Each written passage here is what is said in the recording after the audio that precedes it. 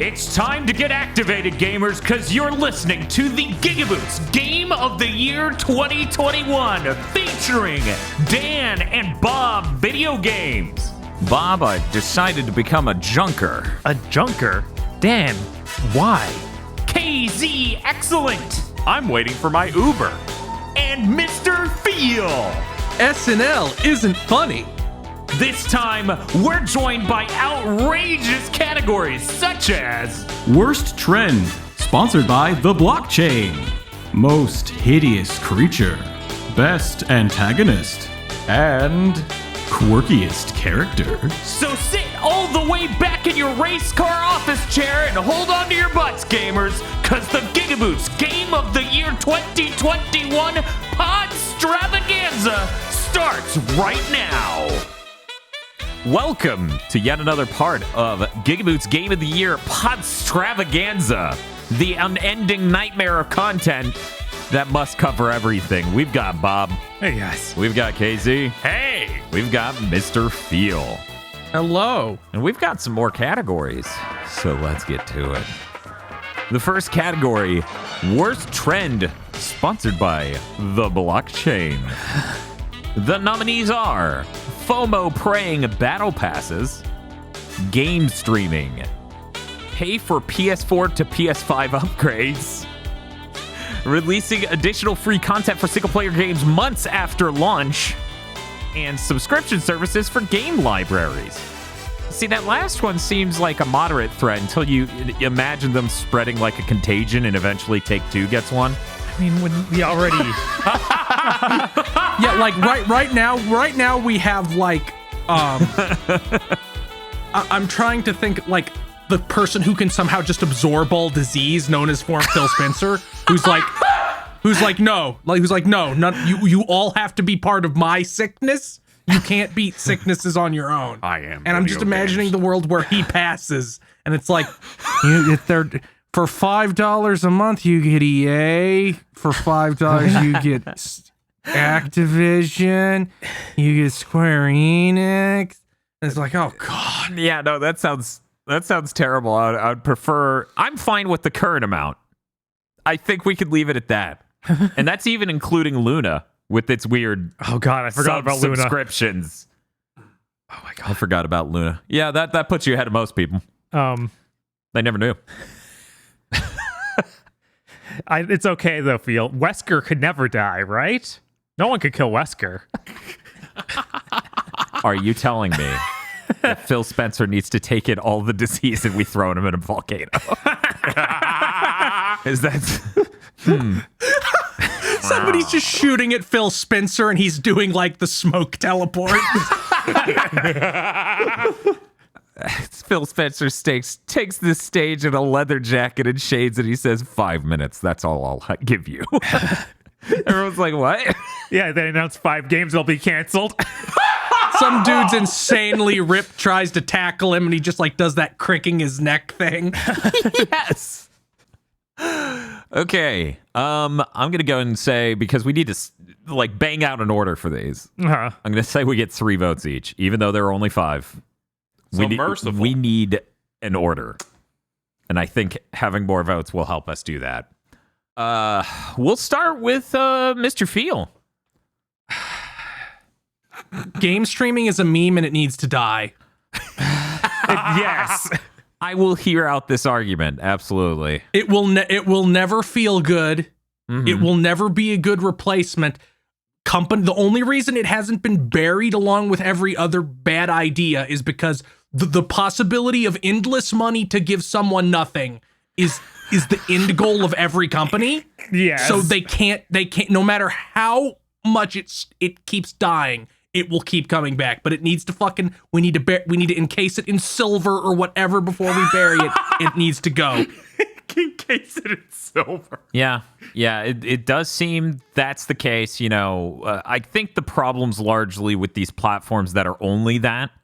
You know, when your Stadias and kind of your Lunas, which just like there are some games that were on Luna that were not on actual PC, despite the fact Amazon Luna is a PC in the cloud. I still think about games that are just stuck on Stadia. Made by Q Games. Oh, yeah, no, that game made by Q Games on Stadia looks really good. If I did not have the worst experience in the world with Stadia, then, I would even give it a chance. But no. No. What's your next vote? Battle Pass, because the idea of making someone pay so they can get stuff if they play 1,000 more hours of your game within the next month, I really don't like it. Like, I honestly think every single one of these things should switch to the Halo model, the Halo Infinite model, where it's just like you can switch. Yeah, it's so ingrained in the industry already that I don't think we're going to see this go. I'd love it to, obviously. Yeah.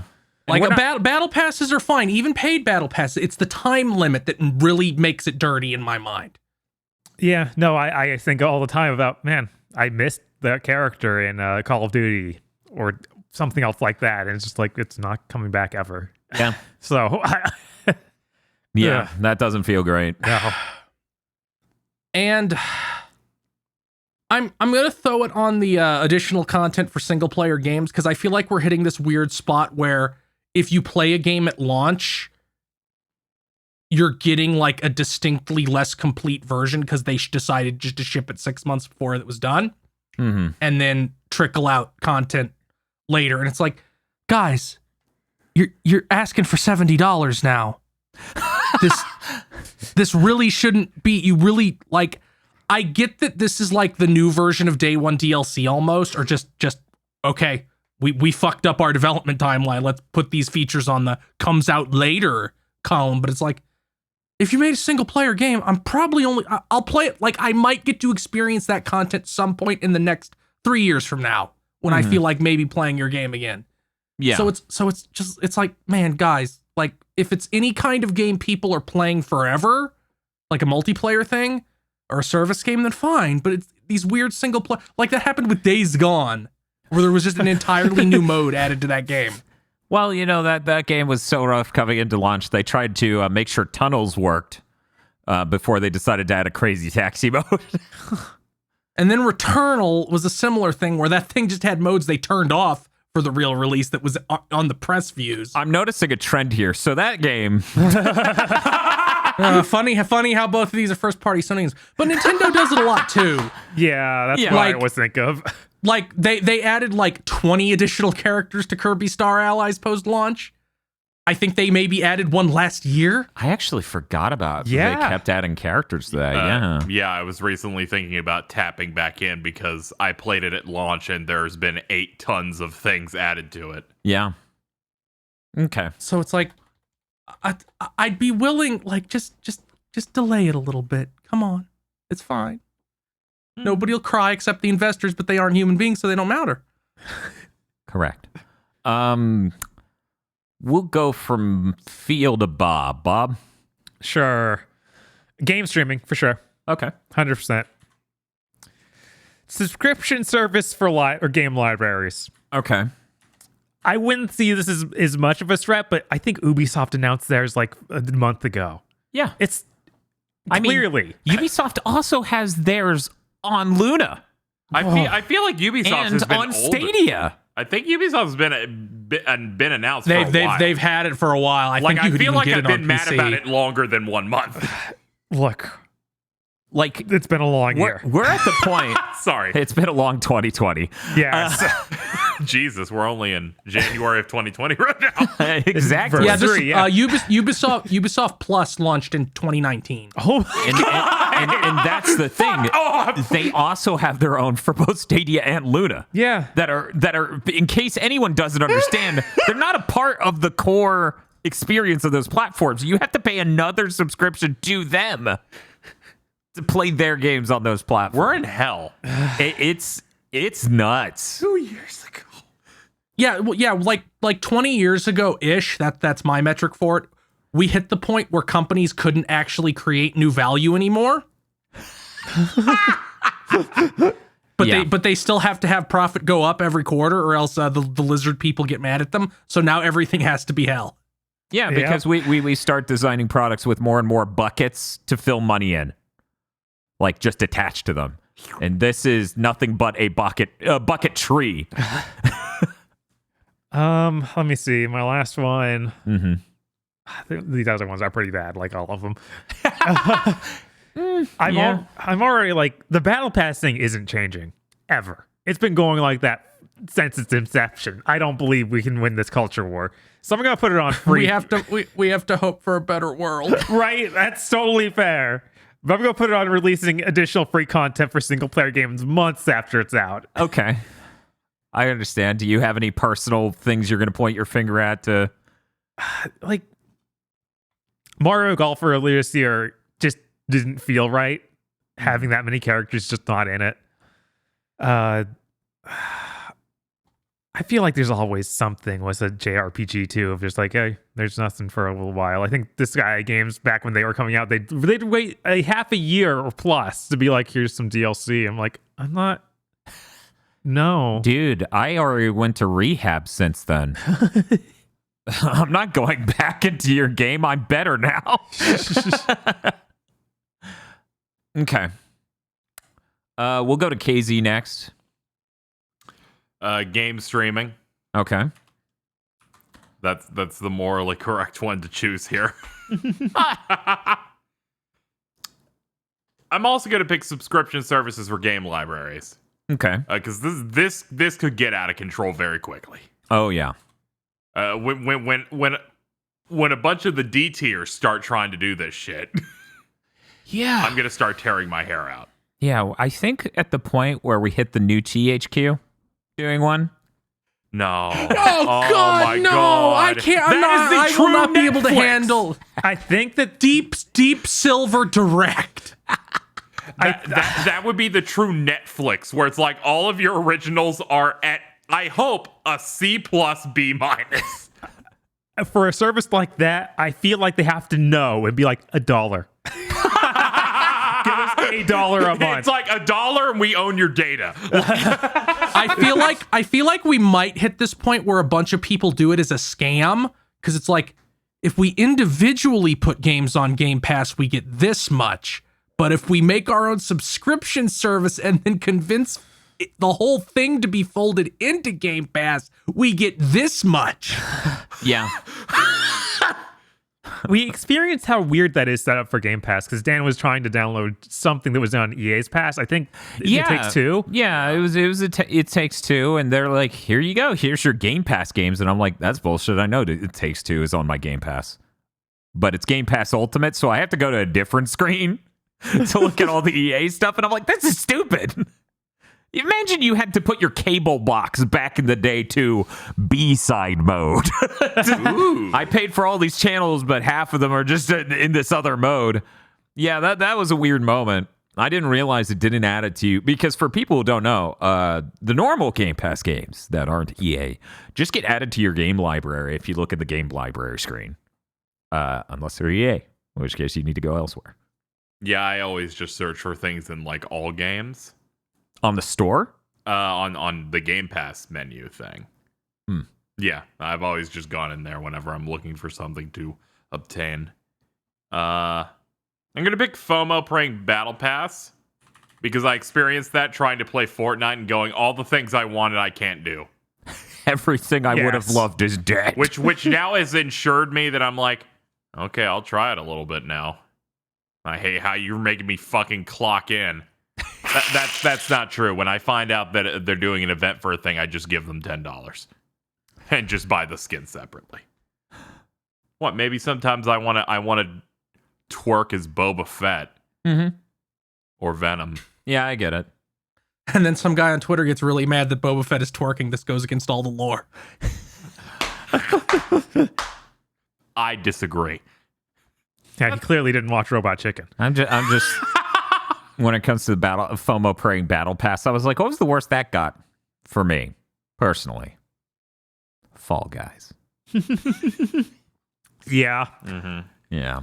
Just this thing of like, hey, you could play as this character, but it's like I have to get in now. Yeah. And you have to stay in for a while. FOMO Praying Battle Passes both work in a positive and a negative way. Like negative because it's preying on people in a sense, and the positive is that like I feel like culturally for adolescents, it really does just put a pressure for people to have a common place to go to, or, you know, a game to participate in. Like, we have to do this because the battle pass is going. Mm-hmm. So it works perfectly for the intended audience of Fortnite and other things. Yeah. It's just, I will say, it helped me know the Boba Fett show was starting when they're like, hey, he's in Fortnite. And I went, oh shit, it's coming out Wednesday. nice. That's how you know. That certainly is how that advertising works, but also it sucks because I have to wait for whenever they roll back old characters, because they do that. Mm-hmm. Where they're like, okay, they're in the shop now. But Call of Duty's never doing that, Bob. No. That Asian lady's gone forever. That's gone. I'm sorry. You don't get some girl boss. You don't get that. You don't even get Frank anymore. I don't think you can even get Frank or Die Hardman. That's true. I am bummed out about that. Which Die Hardman? The one from Die Hard or the one from Death Stranding? John Die Hardman. There we go. Thank you. So this is complicated. I'm gonna go ahead and put it under subscription services for game libraries. I feel like we're really at an inflection point, and this could be a super spreader event. There are cases popping up all around the globe. I think in the worst timeline possibility, we have 20 of these by the end of the year. And that would genuinely it would become the next streaming platform thing for, video content. And then it turns out I'll have 9 of them because I have Game Pass Ultimate. But here's the thing. What's the peacock of games? The Peacock? Yeah. Fuck. I'm trying to think of who is that? Would it be honestly, to hit that tier of being literally Peacock? Peacock's got to be old. Right. It's got to be an old game company, but you don't care now. Here's my thought. It's Namco stuff, but only old Namco stuff. It's basically their Boomerang. They're like, you can sign up for our subscription plan to play Miss Pac-Man. Ooh. Didn't you used to sell this as a package for $20? Don't worry about it. Don't worry about it. I mean, don't look at the Switch right now. I mean, it depends on the price. I do like Miss Pac-Man. Aside from that, I'm struggling with the rest of these.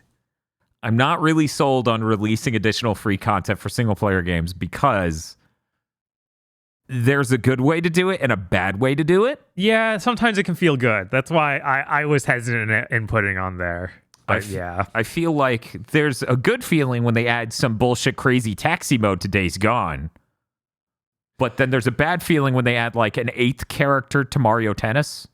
Yeah, Mario Tennis is one of the worst feeling ones in golf. It felt like it launched as a skeleton. I feel like tennis was even worse than golf when it came to characters and roster size. And that felt bad. I bought both, by the way, for anyone who didn't realize. So there's a good way and a bad way to do that. So I'm going to pass on that for now. Yeah, I'm trying to think of ones where I was for a single player thing that I'm what are you doing? Because I think of stuff like, Doom adds more super levels, or Jedi Fallen Order added a spawn the enemies so you can fight them thing. Yeah. But none of them feel like I wanted this at launch. We put a 4th wheel on your car. Yeah. Oh, the 4th, thanks.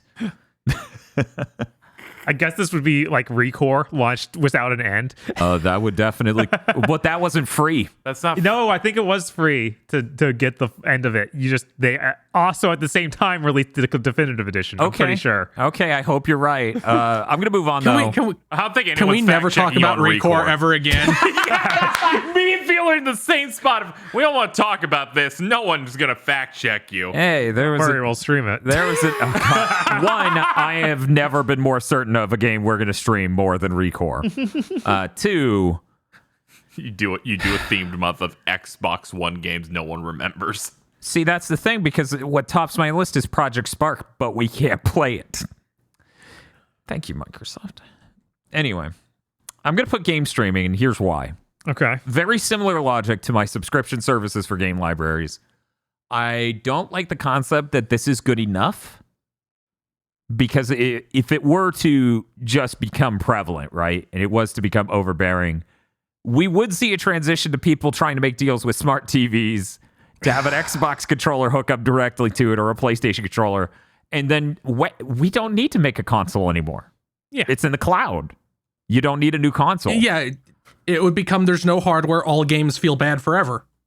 And look like ass, because I really can't stress how that is just one of the most visually apparent things in the world of this is how it looks on a Switch. This is how it looks in the cloud. Why does it look worse in the cloud? This is a Nintendo Switch. Oh god, now I'm remembering playing that Ubisoft game that had its name changed 100 times in the Phoenix cloud. Rising? Yes. Oh man, that was funny. that was real bad. That was using That's Stadia. only the subtitles. It's Immortals Phoenix Rising. Nobody cares that its fucking title is Immortals, because Jesus, that's a bad title. When's Immortals 2 coming out? I don't know. Probably never. They made DLCs that felt like Immortals 2, 3, and 4. That's true. Yeah, and no one played them on Earth. Yeah, no one on Earth played them. So, I really do stress that I see some cultural benefit to battle passes that are ephemeral, limited. Mm-hmm. They disappear after a certain amount of time. I think there are cultural benefits to that. So I'm kind of... It's kind of interesting. Genshin does a battle pass like this. Mm-hmm. But it's the same thing every month. It's just just is like- well, it's 6 weeks, but yeah. Yeah, it's like just to play the game a lot, and you get these things every month. It's like, I guess I like these things. Pay money if you want more rewards. It's like once a month you just hear a whale sound. Do other battle passes work the way Genshin's does? Because you can do the whole thing free, and then if you pay for it at the end, all those will pop instantly. Yeah, that's Yes. how it usually works. Yeah, that's how they work nowadays. Okay, that's a little bit better because you can just be like, okay, I played as much as I was going to play. Should I buy the battle pass? No. Okay. I didn't get to Spider-Man whipping and nay-naying, so I guess I won't give the money this time. With that said, I think I'm done voting.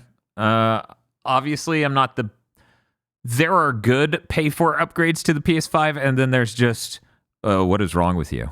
This is just running at 60 frames per second. Like Control's a really good upgrade. It added ray tracing and all sorts of things. It takes advantage of the next platform. Maybe they deserve money for that. Maybe they don't. Yeah, so I'm kind of split on that. And it does feel like it's stopping. Yes, it is. Which is, like, I haven't been burned by this a whole lot recently. Also, the Death Stranding Director's Cut's $10. Right. So that would be qualified under this, but they added so much. Yeah. Like, it's nuts. So I'm not going to... Yeah, if you add new content, sure. Like, $10 I think is fair. If you added, like, the equivalent of, a small DLC or even a medium-sized DLC, and it's like, okay, that's perfectly acceptable. You should still get... Honestly, you know what? No, I changed my mind actually in the span of saying this sentence. Fair. Sell that shit separate and just have all the bells and whistles of the new thing for free, and then you can sell me your minor upgrade. Yeah, I think my worst experience with this was Ghost. Yeah. Yeah, no, I'm still sitting on the fence on that. I shouldn't, though. I should play it because it's good, but oh man. The Iki Island DLC is so fucking good. Like, if we had a favorite DLC category, that would have been up there for me for sure. Yeah, so I'm gonna not use my third vote because I'm not feeling strongly enough about any of these. I'll get and sort it, and we can just sort of start talking about it from there. Luckily, things worked out pretty smoothly. Pay for PS4 to PS5 upgrades didn't get a vote. FOMO praying battle passes and releasing additional free content for a single-player game are tied for third and runner-up at 2 votes each. Subscription services for game libraries is 3 votes in second place, and game streaming is at 4 votes for first place. Does that order seem right to everyone else? Yeah. Yes. Okay, so we need to figure out which is third place and which is runner-up between FOMO praying battle pass and releasing additional free content. Let's do 1 vote each, and then if it ties again, then we'll talk with words. Bob. Battle Pass. I'll change. I almost wrote 10. Bob's vote counts for 10. Nice. KZ. FOMO praying battle pass. Feel. Battle pass. Then it don't fucking matter what I think. Yeah, no. I am absolutely okay with this conclusion.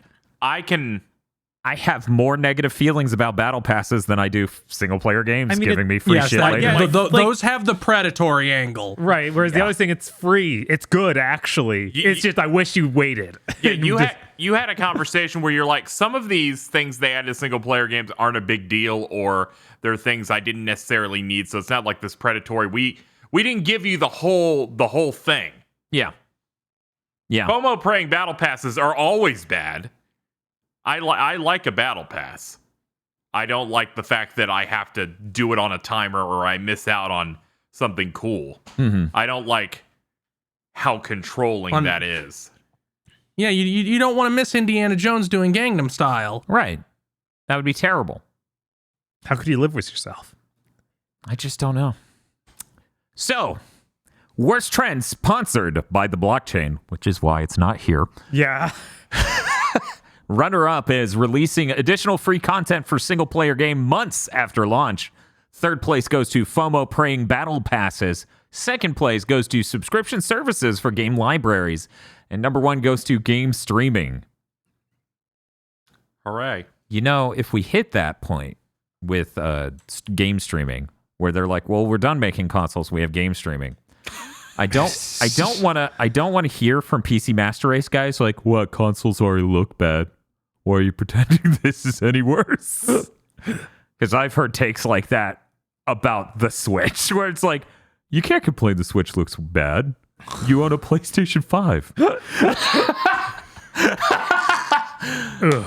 Yeah, no, it's a PC reach. Master Race guys are especially funny now because I'm pretty sure people with PCs that can even compete with the current next-gen consoles are like 0.01% of PC players. They are if definitely not even rarer. They're definitely a minority, especially if you include the huge number that is actually everyone with a PC and not just the Steam library, the Steam hardware survey.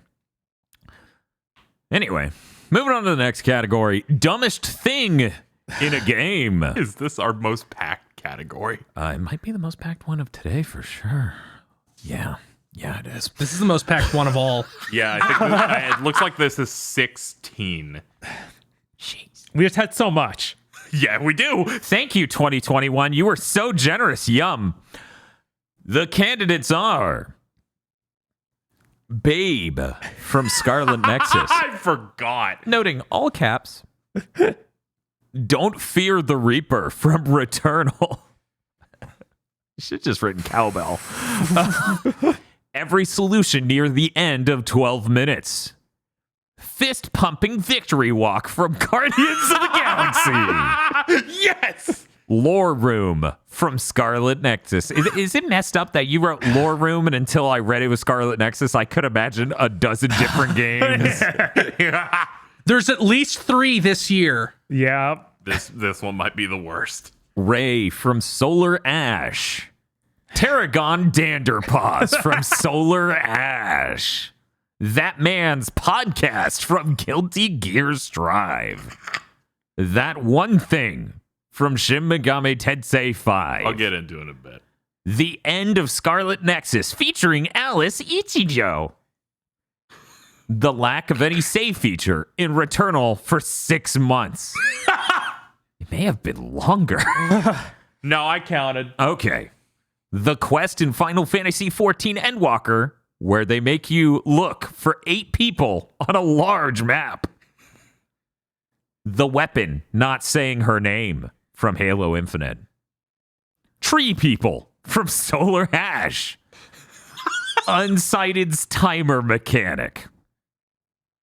White Cat's flower shop from Ease 9. Oh boy. So many nominees. I think this should be the winter version of this level, and we should only get 5. That's what I was going to say, yeah. Okay. That works perfectly, yeah. KZ's going to go into this Shin Megami Tensei 5 thing, so if you care about spoilers for that or any of the other things we referenced here, maybe don't. Stick around.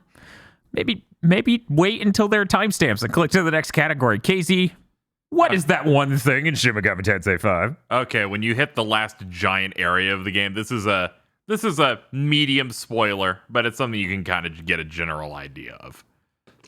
So Ichiro Dazai is essentially works with the law faction in the game. He's very meek character the entire game. He doesn't know. He's trying to find his ways that he can help, but he's not very strong. And he finds, purpose in working with Abdiel. He has a moment where he's standing on top of a building, like questioning what he should do. And then over the course of a 2.5-minute cutscene decides that God should decide everything for everyone, which is not a big deal. But then he takes off his ball cap and does the Virgil/Eisen hair whip. So he then has slick back hair and cracked out evil guy eyes. That sounds funny. And as I shit. almost threw up from laughing. Yeah, no, that sounds hilarious. Yeah, no, it's very in character. It is the most out of nowhere dumbest thing I've ever seen. I love it, but it is the dumbest thing in that game by far. Now, KZ, I could tell you're not a very religious person because I can't tell you how many times I've seen a man whip his hair for God. He looks like a completely different character. Dan, do you remember that lousy Japanese movie we watched, Yo-Yo Girl? Yeah. Where the end of the movie was the dude taking his hat off and having blonde hair, and that was a huge reveal? Yes. It feels like that. It was like insane. KZ, somebody I know who played this said with no context, so I didn't know what the fuck they were talking about. Why is Spider-Man 3 Peter Parker in this game? Is this what they meant? Yes. That's funny. Yes, it's got to be that. That's funny. Like, he just has that moment where it's like he is now slicked back now, and he has just this constant evil, like, look to him the whole time. And I'm like, this was a 3-minute long cutscene. Look, we don't have much time for story in Shin Megami Tensei. We need to get it out there. I mean, that is true. This has less story than Nocturne. Bob, Yeah. I'm going to ask you to explain Ray, Terrigan, Danderpaws, and Tree People, because Tree People on paper doesn't sound really dumb. Okay. Tell me about these Tree People first. Sure, the Tree People, you learn how to talk to them. They're like mystical spirit people who have died and passed on and now are one with the universe, but also can still talk to you. Okay. Every time you talk to one, I described this on a podcast a while ago. You give them the code message, and then they talk to you, and they were like, "You are a terrible, awful, creature that should never come here. We hate you." And then they calmly explain it what you want them to, and then they go back to being insane. Are they a demon you're conferring with in Shin Megami Tensei 5? No, those are way more cogent. Hell yeah. Medicated in comparison. Yeah, and that'd be okay for one of these, but there's like 3 or 4. And they all go through the same arc. It's like, what are you doing? That's something. Okay. Move on to Tarragon Danderpaws. Tarragon Danderpaws has left these logs of what happened to this destroyed world. Oh my God. And his name is really dumb. But then he's talking about how the world ended and it's all sad and everything fell into the black hole. And it's like, and he signs off at the end of every message with, "This has been Tarragon Danderpaws." And there's a race of furry. Don't believe the lies. Radio Free Oregon. And I assume that he's one of the furry people race because a lot of them are in the area. I would hope I with would that hope name. with a name like Danderpaw. Yeah, it's dire, and I don't know what they were thinking. Okay, but you never see this person. You never see them, as far You as just I have know. to read these logs from this ridiculously named asshole. You don't just read them; he reads them to you. Oh, you get to hear him read Yeah, them? you get to hear him read them, Oh my god. and he always has such a horrible inflection. Does he end all of them in yiff? Okay, Bob. Give me short and skinny on Ray. Ray's our main protagonist? Yes, Ray's our main protagonist. She can make the choice to be a girl boss and end the world repeatedly forever. For some reason, they give you that option. You can be the stupidest character in all of gaming. I love this because you've been able to slip this in 3 nominated. Yeah. 3 categories. Do you want me to tell you what Babe is? Yes, please. Yeah, Bob. What is Babe from Scarlet Nexus? Babe in Scarlet Nexus is the supercomputer owned by this super evil church that knows everything about how what happened to the world. But for some reason they call their computer Babe. And I don't think that the writers understand how funny that is. Because when you start hacking into Babe's terminal and your main character just has a frame of looking extremely scared as Babe tries to hack his mind. Yes, that does happen. I don't know, Bob. This is sounding pretty red-pilled. You're terrified of some babe hacking your mind? They just say it as if there's nothing funny about this robot or this supercomputer being Just called call Babe. it Babel. No, it's Babe. It's way cooler. Okay, and one last one I'm going to ask for context on, and anyone else, feel free to ask for any context from anything else. The end of Scarlet Nexus featuring Alice Ichijo. Go ahead, Bob. Okay. You do not hear about Alice Ichijo until the last 3 hours of the game. Okay. You find out that she is the main love interest or best friend or whatever. They don't want to be too clear on it, of the main villain. Okay. Also the cousin of one of your main characters. Okay. But no one's talked about it, even in text log. No reference at all until those last 3 hours. Okay. It's entirely about her. Wait, the game just shifts to be really Alice-centric? Yes, because the whole motivation for the villain is Alice. Okay. Yeah, it's all about how she died, and he's going to bring her back. So the whole premise of this game is going back in time to try and figure out how he can save Alice, and he just can't do it. Even though for some reason he keeps going back 2,000 years when she died like 10 years ago.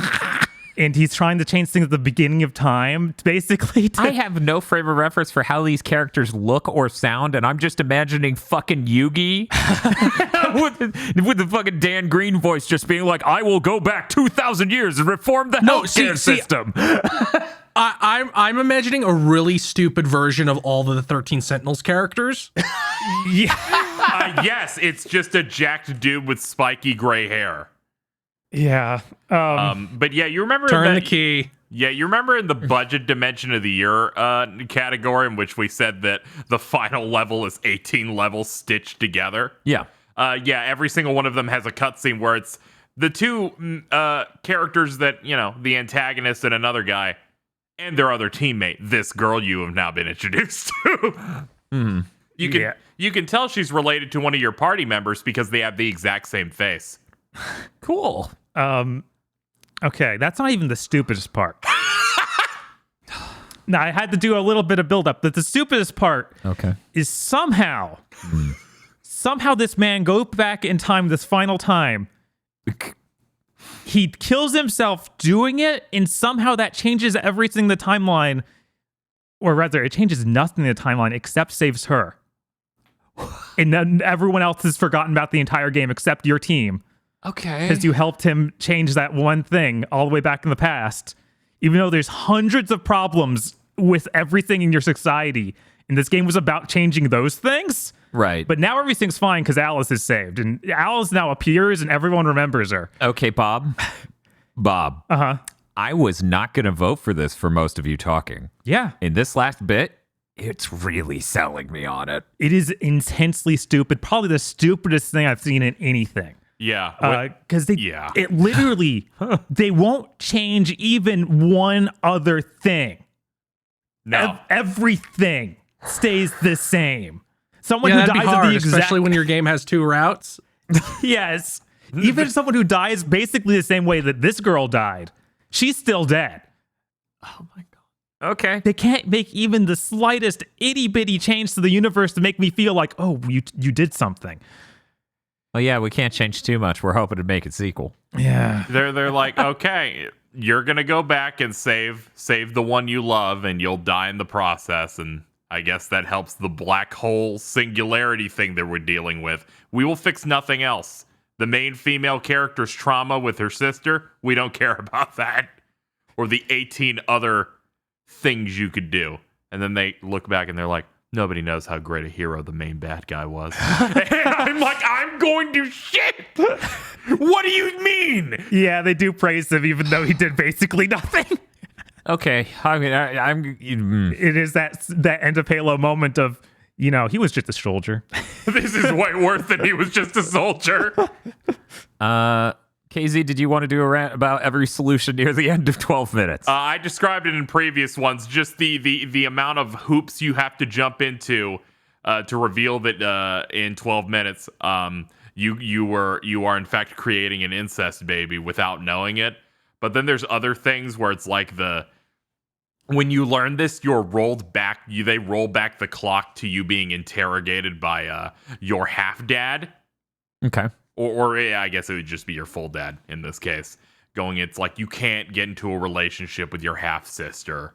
You have these feelings. And then he talks about hypnotizing you into getting into making you forget that you're related or whatever and that you have these feelings. Mm-hmm. And their solutions for different endings in this is, one, you can select the clock in the background and stare at it.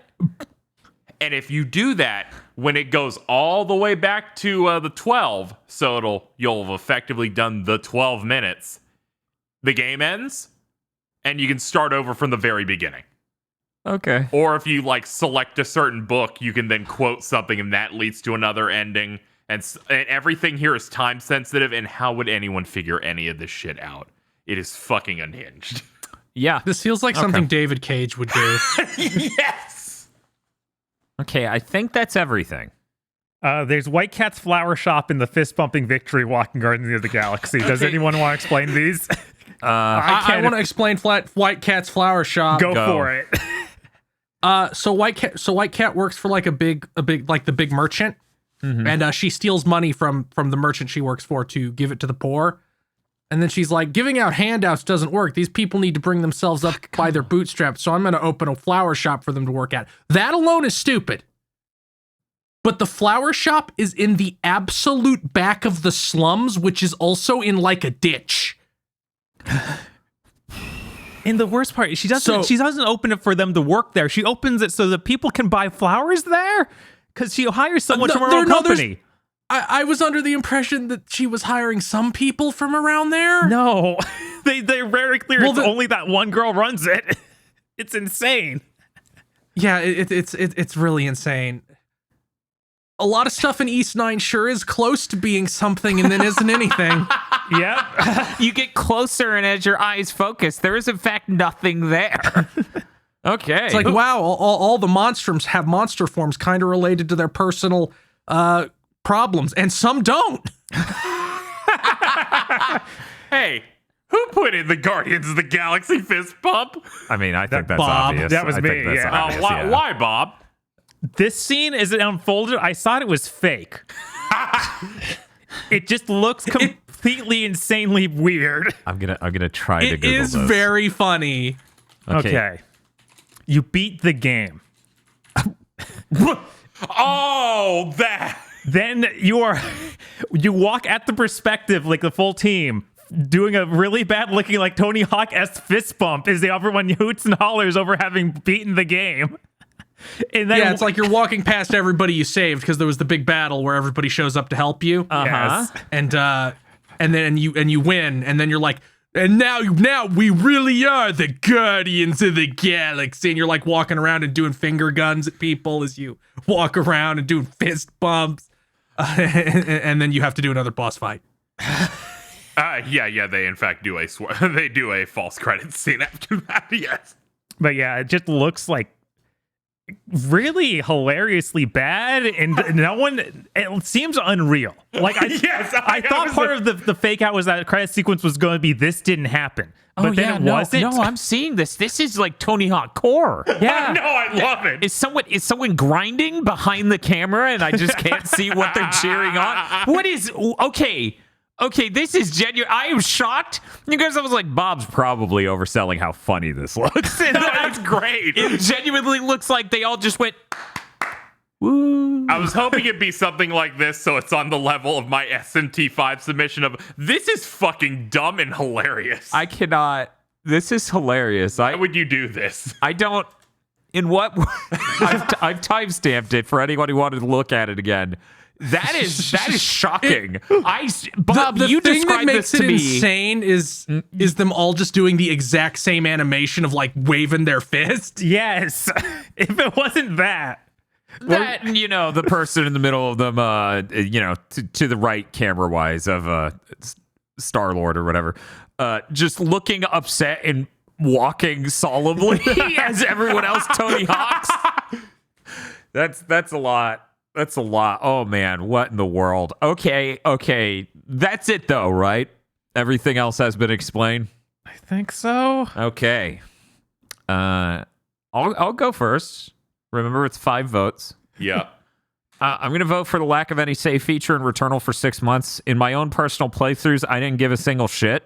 Mm-hmm. But most people do not play video games or make content for a living. They do other things for a living, and they play games to relax when they get home, and they have lives and children and obligations. So this is more of a from me to the rest of humanity vote. Me, I know lifed that game, so Yeah. at no point did I need to do that. I used the suspend feature and politely asked the game not to delete my SSD, so it didn't. So kind. Yeah, fucking generous. I'm gonna go ahead and this sounds insane. I'm gonna vote for Don't Fear the Reaper from Returnal. Now, I am okay with you sticking all sorts of songs like that and stuff, but I would be fucking lying if I didn't say that really took me out of the game for a moment, as I just went, that's seriously, like, I picked up on that a little while ago, and I thought I was going insane, because there was no way. And then that's it. This broke my brain because Guardians of the Galaxy also plays this song. That makes sense. It's a very popular song from the Yeah, no, 70s. I was like, no, because it immediately made me go, no, Returnal. It's you again. It was always you.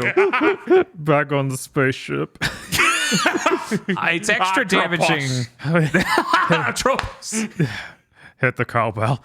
I need this. I need the astronaut from Returnal reaching to the back of her helmet and going, the inhibitor chip. Because, Sony E3 conferences have damaged me. I'm going to vote for the weapon not saying her name in Halo Infinite. And just to be clear, I've put out 3 votes, but this one's the strongest. If I could pour all the rest of my votes into this one, it would just all go in there. You're like, I voted with my whole chest. The name thing is more ridiculous in my head because I always just imagine when she looks at the camera, I imagine her doing like the Megamind cover smirk. Does she not? I imagine like even more significant. Her face is always doing it. We didn't talk about the lore room in Scarlet Nexus, did we? No, I guess we didn't. Oh God, this lore room's really bad. So you enter these religious cyber cult that has Babe, and what they decide to do for only one of the routes is you enter a room and you go up to a computer and it tells you about all the things like people who came from the moon and there's this and this and this and you're like cool, and they do the really budget cutscene where it's panels moving around badly and you're like okay, I got it. And then you realize there's like 4 more. And the exact same thing happens where they just give you a chunk and then they talk about it for 3 minutes. And then this just keeps going and it's like a 20-minute sequence or something. It's bad. Yeah, because there's actually interesting lore there, but instead of building out in any reasonable way, you walk out to a terminal and they tell you. They're just like, yeah, all humans came from the moon 2,000 years ago. Yeah, they dole that out and then you get to meet the other group and we go and it says you talk to them about it off screen. They're like, man, that's crazy. Yo. Thank God it's off screen. Not enough talking happens off screen in that game. Yeah, mainly because they're like, yo, we already knew a chunk of this, naturally. Okay. So that man's podcast is certainly dumb. Going to space to it's podcast about the truth. It's the exact type of dumb I want. Yeah, no, it's like good dumb, unlike the rest of these. So I'm not going to vote for it based on that. The fact he's Derek Stephen Prince is making me convulse whenever I think of it. Yeah, I know. That gave it like 3 buffs. I'm going to go ahead and throw a vote for the end of Scarlet Nexus featuring Alice Ichijo. That kills me. Yeah, I know. That Once again, I wasn't going to vote for it until the end when it became, we didn't solve any societal problems or anything else. But she's alive, so he's a hero. Yeah, they did that and the world-ending threat's gone, but the entire system of how these soldiers are dealt with is still broken and terrible. Yeah. Yeah, that's not great. Okay, I have a question about Scarlet Nexus real quick. Sure. For Dan and Bob. Yeah. Does that shit where Yuito or whoever the guy is like, this person saved me but doesn't remember me at all, does that ever fucking go anywhere? Yes. Wait, that could Of have also been dumbest thing in game, where the female main character goes back in time and saves the male main protagonist when she has to go talk to his mother for plot reasons. So that's why. Yeah, I think that's fine. Yeah. That's By less comparison, it's- stupid than I was yeah, expecting. No, Yeah, it's not some weird thing where she has amnesia. Because Yeah. I was expecting that. Yeah. Or there's just literally a clone of her, because this is just Ava. But yeah, by comparison, it's that is pretty much the reason. Man. I don't necessarily hate the unsighted timer as much as Field does. I don't hate it. It's just I'm not even the one who put it here. Oh, I thought. Yeah, no, I but- put it here because Oh. it is just dumb and bad and shouldn't have been there and I- ruined the way that they did other progression, like with the heart system. The it heart just system tells me and dogs, I would give it to in a heartbeat because those really suck. Let me explain the heart system for anyone who doesn't, because I don't even know that Field knows. So there's a ton of villagers and NPCs you meet along the way in Unsighted, and they have capacity for 3 hearts, and they have personalities and run shops and are just very different characters. And you would think the idea is you would become stronger friends with them and raise your heart level with them by doing unique and interesting quests. And literally all of them are, give us the meteorite cracks so we can live. And that's the that only makes sense. that's the only way to get to be better friends with anyone in that game. And that deeply frustrates me. Also, there's my dog kept demanding throughout a dungeon to sleep and let my friends die because he was tired, and then eventually just left me forever. This is the dog where I maxed out our friendship and got a very rare achievement for it. And by the end of one dungeon later, he did that. So I guess in a sense, the problem Yeah, that's with all the dog related to the is the timer. Yeah, the timer is the reason so many other things in this game are bad. It's like this convergence point. See, like I expected all of this, and then it's like we can turn it off, and I'm like, you can turn it on. I'm like, so you didn't even have enough faith in it. Oh no, that? they added that a few months after the game came out when everyone was angry. They never. Then they shouldn't have even done it. Then they shouldn't have even done it. Like I hate this because it's like I don't want to play. I don't want to play a lobotomized version of your game, but you might have just made your game bad. So I guess I just won't play your game. Understandable. You know, I think Unsighted's the number one game I can point at and go, I beat this game. I ate here. Like, there's a real, I'm shocked that I did this energy to that. But you know, I was in God Gamer mode. I beat like 5 games in a week or something. I don't know. Yeah, it was kind of weird. It was great. You know what, Bob? With the understanding Yeah. that is the root of all evil in that game. Yes. I loved that dog, and this mechanic ruined my time with it. I'm going to vote for the unsighted timer, and that ends my voting. We will move from me to KZ. All right, let me scroll through the grand text. Let's just unfurl this. Don't fear the Reaper. Because I feel like it's emblematic of the things I don't like in Returnal being mostly its conclusion of its story. Because it's the part where it's like, look how smart it is. It is the part where they deliver on why it has been playing that song. Yeah. Which I'm like, I'm sorry, Don't Fear the Reaper peaked with its inclusion in The Ripper. That one FMV came with Christopher Walken in it. That's funny. Yeah. God.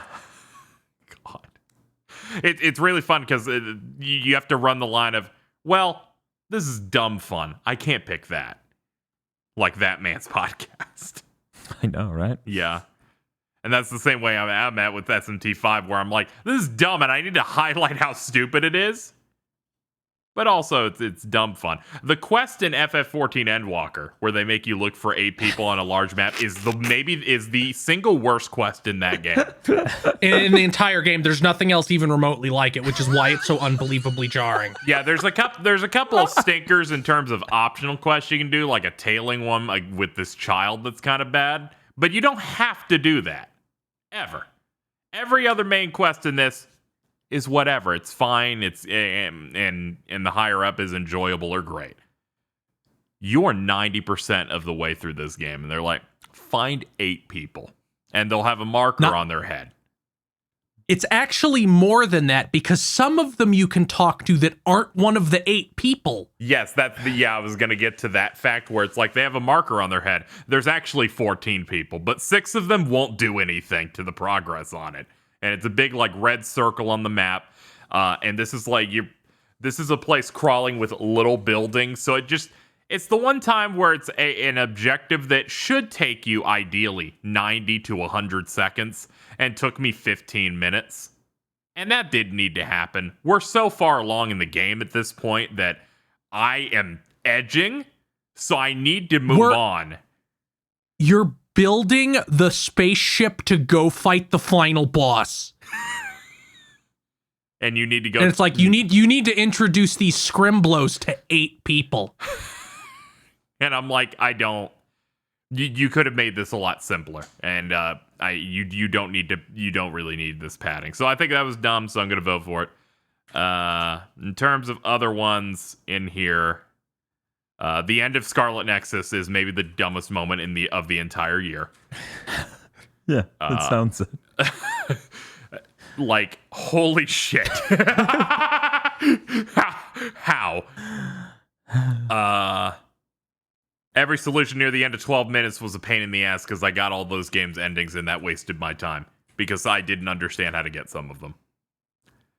And that was a mess. Returnal taking 6 months to add a save feature. I'm sorry, but the sheer amount of people that just lost runs because they were in rest mode and they had an update because you couldn't have the modern video game thing of saving. Seems a little like, what are you doing? I'm gonna do one more once over here. Over things that I think are dumb and also unsalvageable, where I cannot extract joy from them. I'm gonna pick Lore Room because it's the most boring thing on this list. I was so bored at this point because I'm like, holy shit, this is long. Real quick, KZ. Huh. Did you already vote 5 times? Did I? Don't Fear the Reaper, Every Solution, End of Scarlet Nexus, That's Lack 10. of Any Save File, and the Quest 14. Yeah, that's 5. Ah, okay. Go ahead. This list is so massive that my brain forgot. Yeah, we don't have to have Lore Room there. Okay. Wait. Wait. So that instead of 14, or you're saying don't vote for Lore Room? Yeah. Okay, got it. Yeah. Okay. We will go to Feel next. The quest in Final Fantasy XIV where they make you talk to 8 people. We talked about it on the spoiler cast. It was bad. Because they just give you a giant circle it takes place in, and they don't even mark the people you've actually talked to. And there's no real landmarks, so it's just like you're falling down a well. You're licking the ceiling. The lack of any face save feature in Returnal for 6 months. Yeah. Tarragon Danderpaws, because fuck him. Or her, or them. Yeah, they don't know. They don't actually ever confirm that, apparently. I don't know. Has a voice played by a male, I believe, but who knows after that. Yeah. Yeah. The end of Scarlet Nexus. Yeah. And the last one... The weapon not saying her name. Yeah, I feel that. Okay. We now move to Bob. The End of Scarlet Nexus. Yes. It doesn't get any worse than this. Why do you think I wanted you to finish? Don't Fear the Reaper. Okay. I am personally assaulted by SNL. I cannot. Do not use this song in a serious tone ever. That's why it was fine in Guardians. Guardians is not a game where it literally wants you to think about death while using the most on-the-nose song ever made. Right. It's insulting. Its use here is a big ask. They were a really stupid thing this year, but I have to give one vote to Fist Pumping a Victory Walk in Guardians of the Galaxy. I was like, That's delightful, but go ahead. what happened? Yeah, having seen that animation now, I completely understand. I get it. I really do. I did not get it until I saw that animation, let me tell you. Yeah, you can't just be told about the fist pumping. You have to go look at You it. have to see this moving shot as they walk towards camera and then Tony Hawk crowd. They did it. We saved the city. The weapon not saying her name. Okay. How many votes does that make so far? That's 4. Okay. What's your fifth and final? Final vote.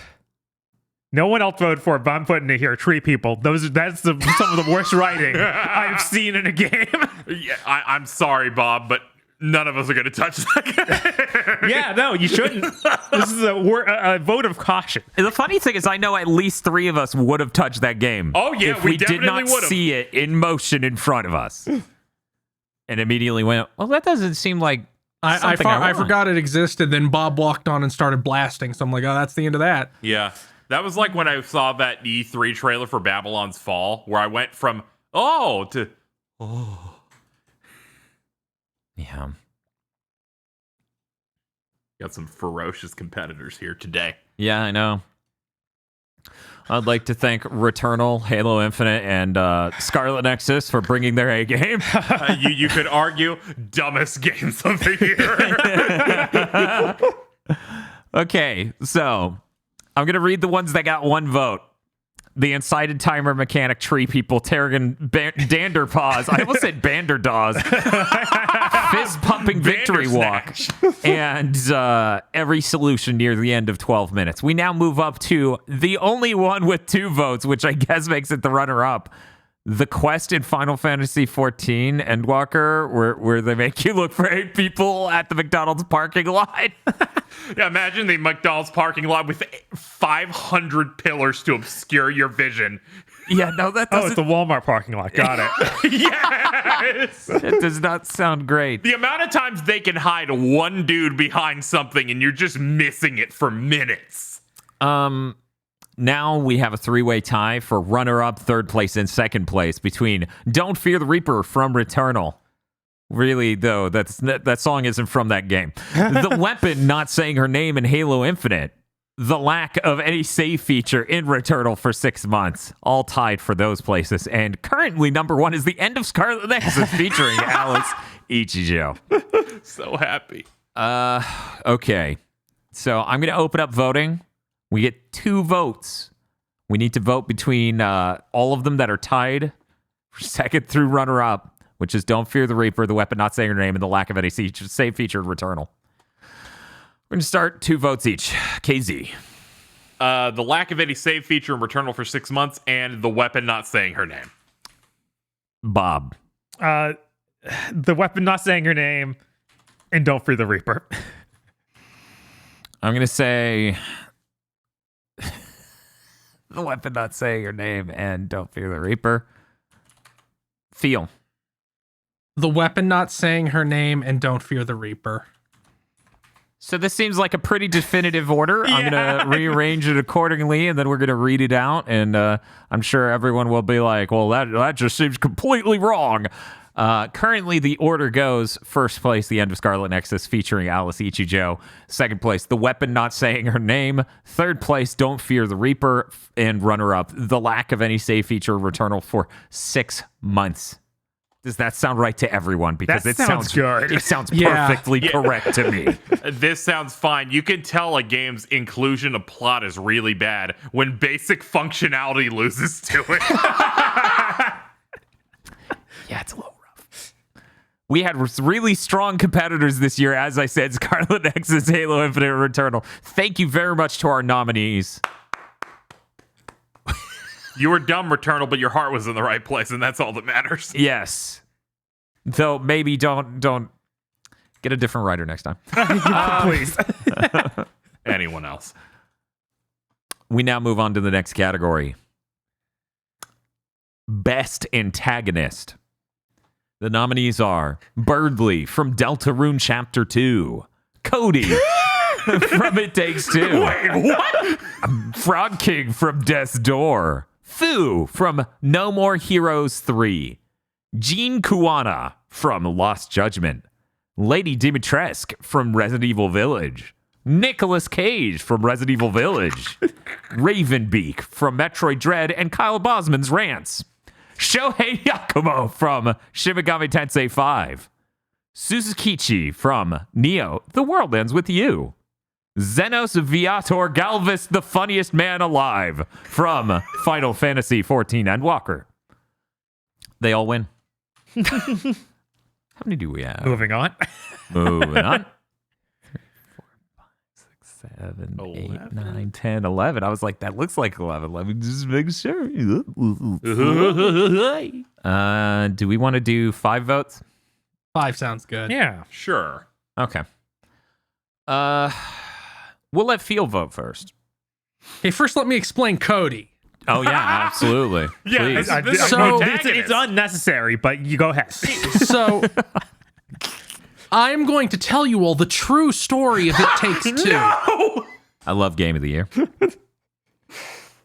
So Cody is a stay-at-home husband. Mm-hmm.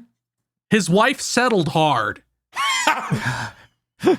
He basically gets to stay at home all day and fucking do nothing while she's a fucking engineer that works all the time. Mm-hmm. I posit that It Takes Two is Cody cementing his marriage via witchcraft. And here's my argument. 1, Cody and the book have the same voice actor. Uh-huh. God, I hate that. I hate that. 2, I think twice during the game, the wife implies that Cody is the type of person who would buy this fucking book. Yeah, she does. Yeah. Yeah, God. 3, the daughter just conveniently found this book in the garbage at school. And 4, at the end of the game, he's like, wow, this is a great book. It's really great. We better take it home and take care of it. And puts it into her backpack. Despite hating it the entire game. Yeah. So I am of the opinion that Cody, via witchcraft, arranged the entire events of It Takes Two to keep his wife trapped in a loveless marriage. Yes, I am voting for him. Of course. I think it's worth noting he's also the one who's like, I know about spells and magic. Oh, fuck, he does say that after the first level. Yeah. Yeah. When There's a strong argument to be made here for sure. son of a bitch. 100%. Ravenbeak's fucking cool. Sometimes that's all it takes. Absolutely. Yes. Suzukichi, because he's illiterate. Like, that's such a funny trait to give your antagonist. Also, he's just hilarious because he has like a high-pitched Mike Tyson-esque voice and is enormous. That's good. That's real good. I see him every day in my room. 2 votes left. I'm going to give one to Xenos Viatora Galvis, the funniest man alive. This dude's your anime rival in Stormblood. Mm-hmm. And then he isn't really in Shadowbringers at all. You go into Endwalker thinking he's going to be a really important part of it, but he gets sidelined almost immediately and basically just keeps showing up to be like, can we fight now, please, sir? And then you go, no, not right now. I'm busy with the actual plot. And he goes, yes, sir. And then leaves. Because he's like, no, I want you to be into it, so I can't just attack you. Mm-hmm.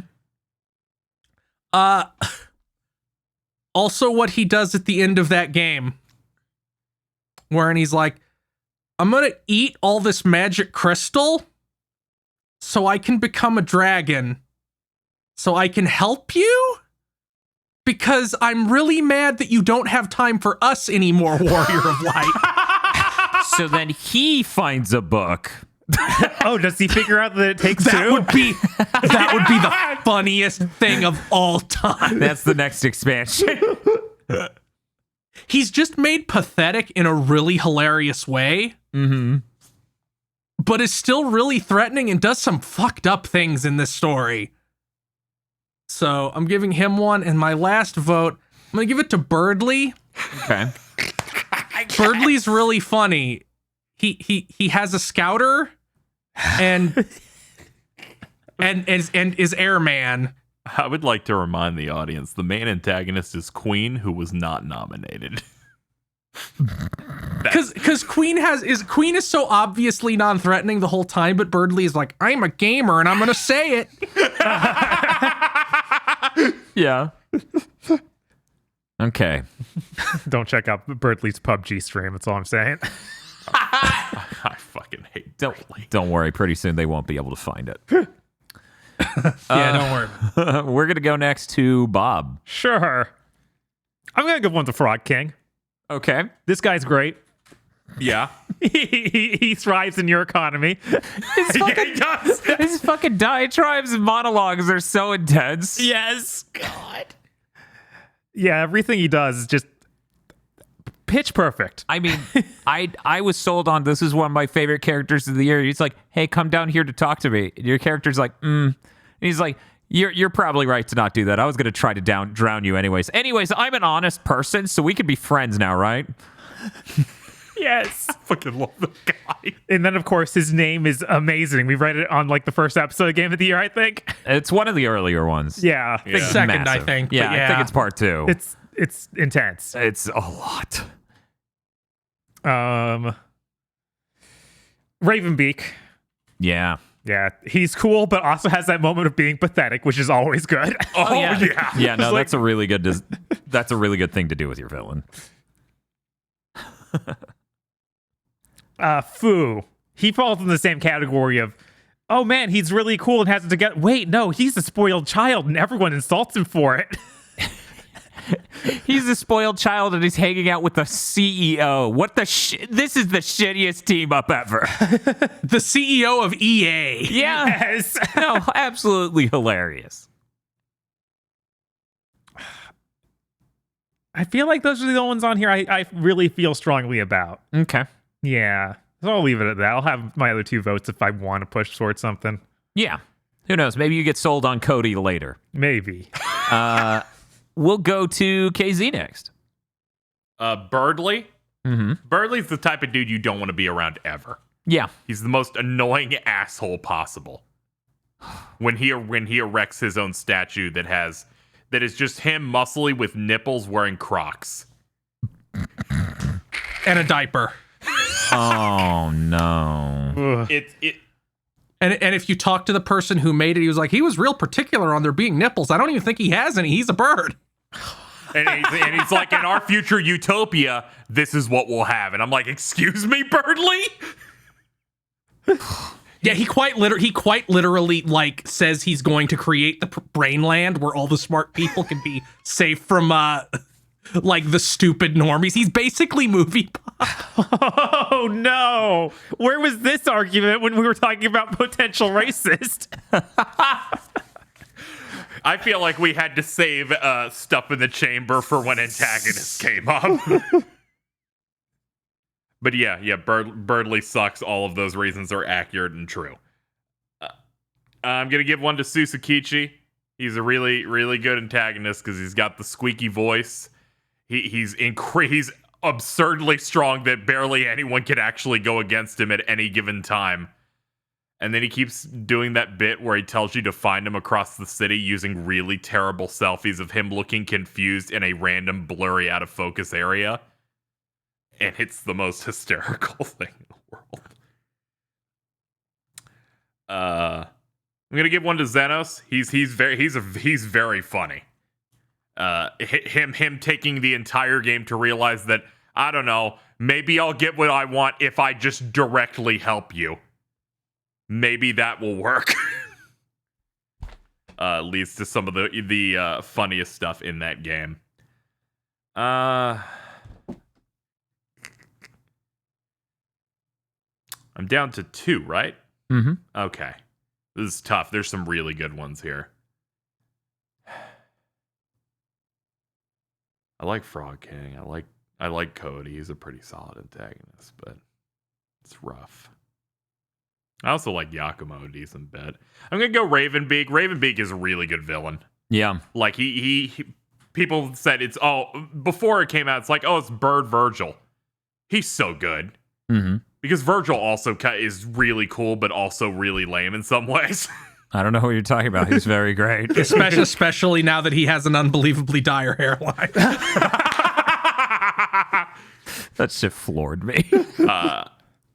Yeah. This dude absolutely rules. There's the pathetic aspects of that twist where he, everything surrounding that, where it's like, no, Ravenbeak is the coolest and he has the biggest dick ever. You can't stand against this guy. And also, he has like the best boss fight. Mm-hmm. Like it's insane how good that fight feels. And it's crazy. I'm sorry, but he almost wins when you hit that phase of fighting him where he just rips off his wing. Mm-hmm. Just effortlessly, like this power move. I just love this dude. He's great. Yeah, the only way it could be better if it has the Metal Gear Rising soundtrack. That's the only thing that could. Yes, that fight is a Metal Gear Rising ass fight. It is. 100%. All you needed was the like highest vocals. praise I can deliver upon a boss fight. And there's a lot of them here that I would have wanted to vote for like, you're really funny, and that's why I like you so much. Stuff like Nicolas Cage, for example, is one of those types of characters. But I'm going to give it to Jin Kawana in Lost Judgment, where he is a villain where it's like, I don't like you because you're funny. I like you because you're like a really, really strong foil to the protagonist. You do things I entirely find reprehensible in your methods to do the things that you think are correct. But I also really, really like you a decent bit. Also, you vape. God, he is like the counter.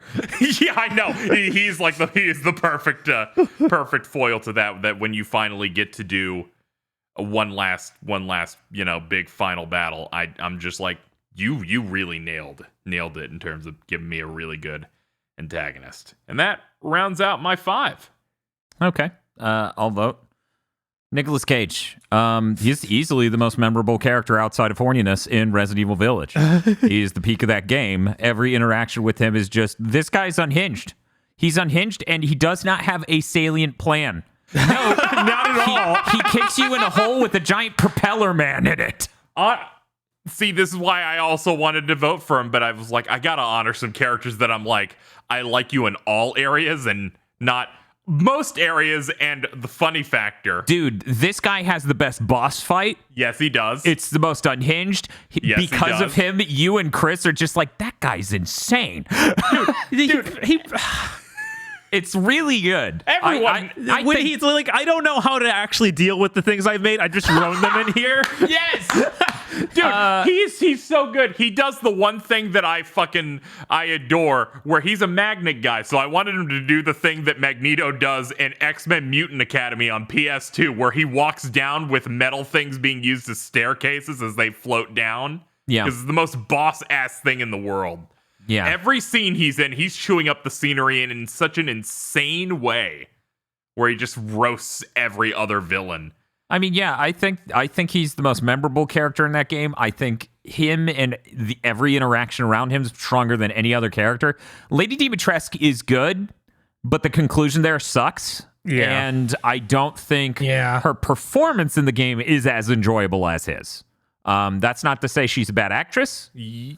I just think it's the writing. Yeah. So that's why I'm giving it to Nicolas Cage. I do enjoy Lady Dimitrescu, but God, he really should have just killed Mother Miranda, and then we'd have the whole final bosses against Nicolas Cage. That would have been really good. Yes, I really would have liked a human boss fight against him before he does the dumb monster match, which I'm still fine with, because the way that concludes is insane. Yeah. But yeah, also his motivations and stuff were pretty good. He has incredible bitter cuck energy. Yeah, I can respect it. I'm going to go ahead and give it next to Ravenbeak. Ravenbeak fucking rules. Yes. Don't need to talk anymore about that. He throws a fucking black hole out. Gonna move on from there to Foo. Foo's amazing in a number of different ways. Foo is amazing in that you could tell he's horrifically inept. Yeah, he's like not insanely powerful, but has no idea how to command anything. Not a fucking clue. And most of his conversations with his generals seem to be, hey, you don't think I'm stupid, right? Doesn't he take out like a third of them? Yeah, he gets spoiled and kills at least 2 of them. Yes. But I love every cutscene where it's like people having to explain to him that people on his own team are bullshitting him. And he's like, what? Really? You think? And he's like, absolutely.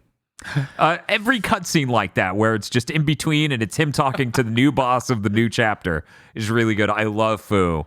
Really strong antagonist this year. I love that Midori Kama wouldn't even meet him. Yeah, fair. What I told me that he was going to be a great villain is something very, very an early scene where he, in a split second, teleports to the president's office. Yes, and kills him. It was really good. It was absurd. I'm also going to give it to the Frog King from Death's Door. Frog King's hilarious that entire chapter and just totally sucks. Totally and utterly. I think he imprisoned that guy for not wearing the outfit. Yes. Because he sits there and he's like, the Frog King doesn't respect free expression. He made me go to prison. But yeah, every line of dialogue with Frog King is really, really good. I think the only way Frog King's a disappointment is the boss battle with Frog King is the easiest in the game, in my opinion. Which after hearing Phil say that, I was like, okay, it wasn't just I was getting better. He's totally right.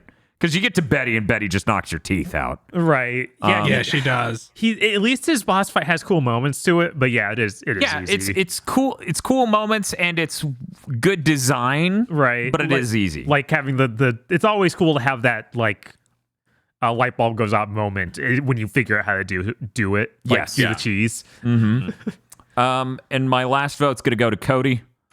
From It Takes Two. Yeah. I would nominate his wife as well if given the chance, but she was not nominated. Just to be clear. They're both so insufferable and they're the antagonist of me playing that game.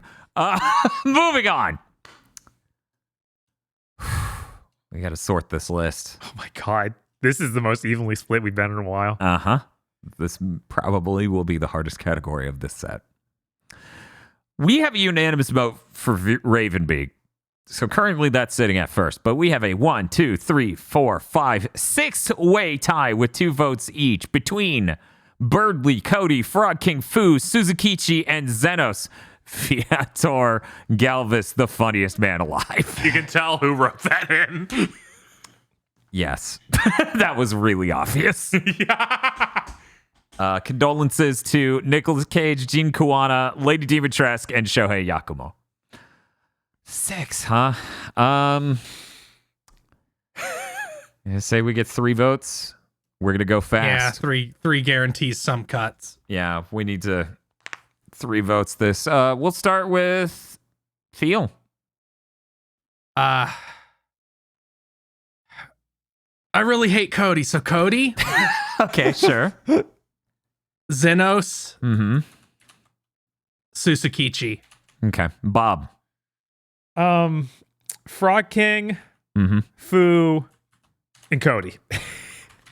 Screw that guy. KZ. Cody? Uh-huh. Suzukichi and Birdly. Okay. Cody. Frog King and Foo. Okay, so it seems like Cody has risen to the surface. Yeah, he seems to be their number 2. He's a really strong antagonist. Which means we have a 3-way tie now. We have reduced significantly between, let's see, Frog King, Foo, and Suzukichi. Is everyone okay with voting between those three with 2 votes each? Yes. Sure. Okay. Frog King Fu and Suzukichi. We'll start with KZ.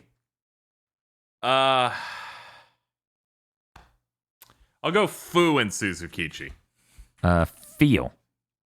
Fu and Suzukichi. Bob. Frog King and Fu. I'm going to do Frog King and Fu. So that means Fu has surfaced to 3rd place. And now we have a deadlock between Frog King and Suzukichi. I think they can tie for runner-up. They're both large. Yes, they are both very large. They are massive. You've seen how big Suzukichi is. Yes, I have. Yeah. Dude's huge. Yeah, I'm okay with and he skips leg day. He absolutely does. I don't think he skips anything. I don't think he skips anywhere. If he did, his legs would look better. I'm totally fine with these two tying for runner-up. Yeah. Because, oh boy. So, in the category of Best Antagonist, the runners-up are Frog King from Death's Door and Suzukichi from Neo, The World Ends With You. I assume everyone else is okay with how the rest of this shook out. I'm going to keep reading it. Yeah, that's fine. Yes. 3rd place goes to Fu from No More Heroes 3. 2nd place goes to Cody from It Takes Two. See? 2nd, 2. And number 1 Best Antagonist of 2021 is Ravenbeak from Metroid Dread. Thank you very much to our nominees. Except Cody. Except for Cody. Fuck him. Fuck you, Cody. Also, yeah, these are perfect picks. Fucking Ravenbeak, I can see that shit from space. I'm like, that has to win. Yeah, Look at that guy. That battle was too good. How do you compete with that? I'm noticing some similarities with the next category. Let's get to it. Biggest Cuck. The nominees are Cody from It Takes Two. Yes. Emperor Nefarious from Ratchet & Clank Rift Apart. Fu from No More Heroes 3. Future Yuito from Scarlet Nexus. Henry Cooldown from No More Heroes 3. Mia from Resident Evil Village. Noelle from Deltarune Chapter 2. Toriel Dreamer from Deltarune Chapter 2. Volron from Tales of Arise. And Xenos Viator Galvis, the funniest man alive. Yes. Would anyone like to explain? I feel like we got the full explanation for Xenos in the last category. That's how I feel really personally. Because holy shit, They spend. You think it's just the expansion they build this guy up? He's built up in the background that maybe he'll do something in the previous expansion too. Oh, he's gonna be the main thrusting thing and the big thing in this expansion. No. this He's dude, in the cuck shed for basically the whole expansion. A character calls him a cuck, basically, in a major cutscene, and he leaves. This dude wishes he was a third wheel. He does. It's nuts. dire. It is dire. It is completely dire. Let me see if we can get an explanation for Mia from Resident Evil Village. Okay, Mia's the only one, as far as I know, who's, well, okay, there's also Henry Cooldown, but she's literally cut. Right. Mother Miranda takes her place in Sleep with You. And in the beginning of Resident Evil 8. Oh my God, that's right. Thank you for spelling it out. Yes. It's been long enough that I forgot that specific plot line in there. When he wrote that in, I lost it. I forgot about the switcheroo. I didn't know who wrote it in, and I'm like, that is the objectively correct candidate. Jesus. That and Henry Cooldown. Yes. God, that man. If he could stop. Do we want an explanation for future Yuito? I think that's important. Okay. Okay. Playing through regular Yuito's story in Scarlet Nexus, you find out that the other team went to the future and met you. Mm-hmm. And they were like, man, you were so cool in the future. So I went and looked up the cutscenes just of Yuito. Oh, good.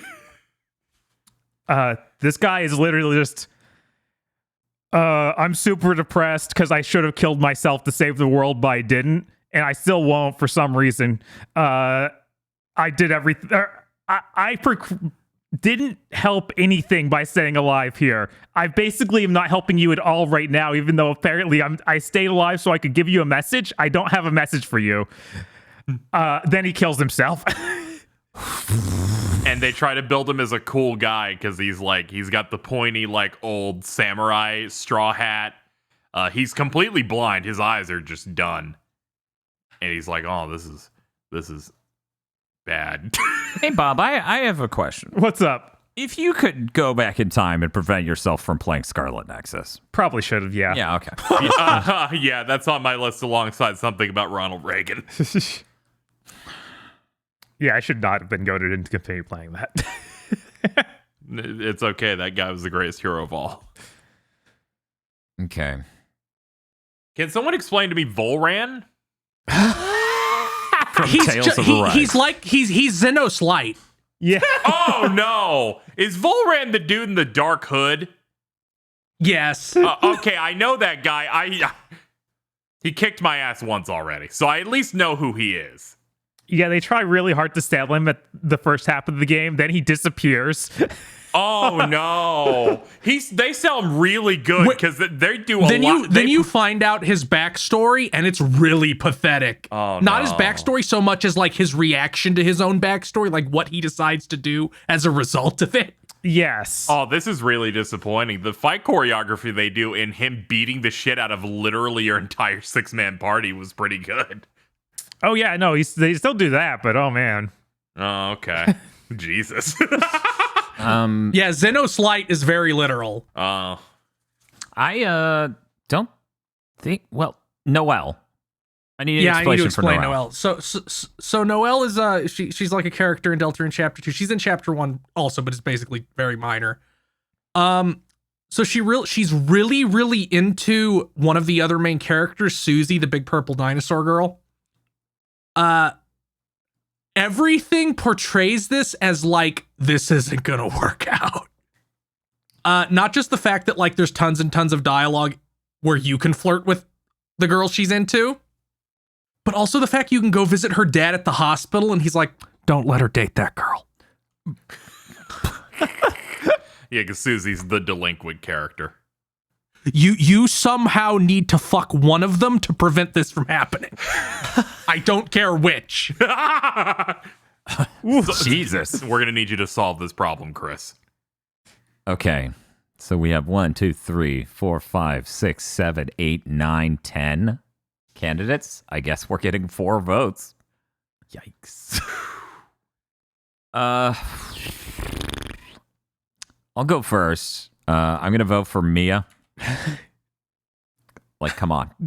Yes. Literally the text. I was going to say the text. Yeah. Henry Cooldown. Same fucking deal. He liked Thor too. I just... It's so bad because it's like, it doesn't even happen in this game. It's just further established in this game. That is just the case. He is a cuck.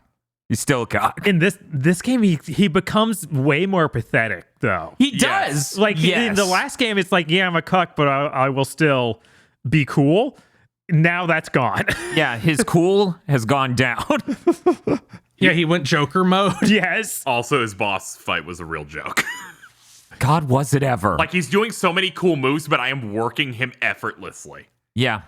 No, he was one of the easiest fights in the game. Yeah. From there, I'm really torn. So I'm going to hold on to these 2 votes while other people go. KZ. Xenos. Okay. I hear that guy's the funniest man alive. He is, because it's real bad. Just this entire thing of, they built so much time. You're like, this is it. This is going to be the guy. Mm-hmm. He is going to do...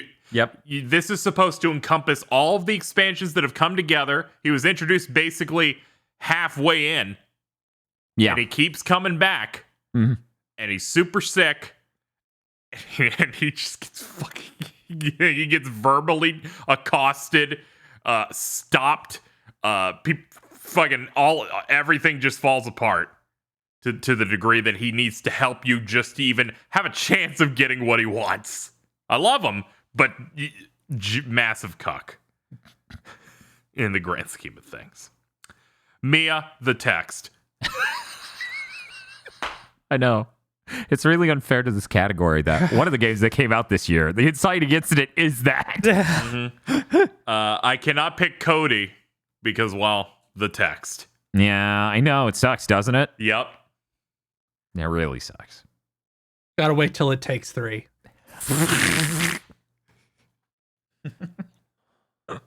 Okay. Next up, Henry Cooldown. Yep. Like, no shit. Like, seriously. No shit. Imagine we had a category that was like most like Johnny Knoxville. And it's like, yeah, of course, No More Heroes 3 is going to take that one. Like, come on. Not even fair.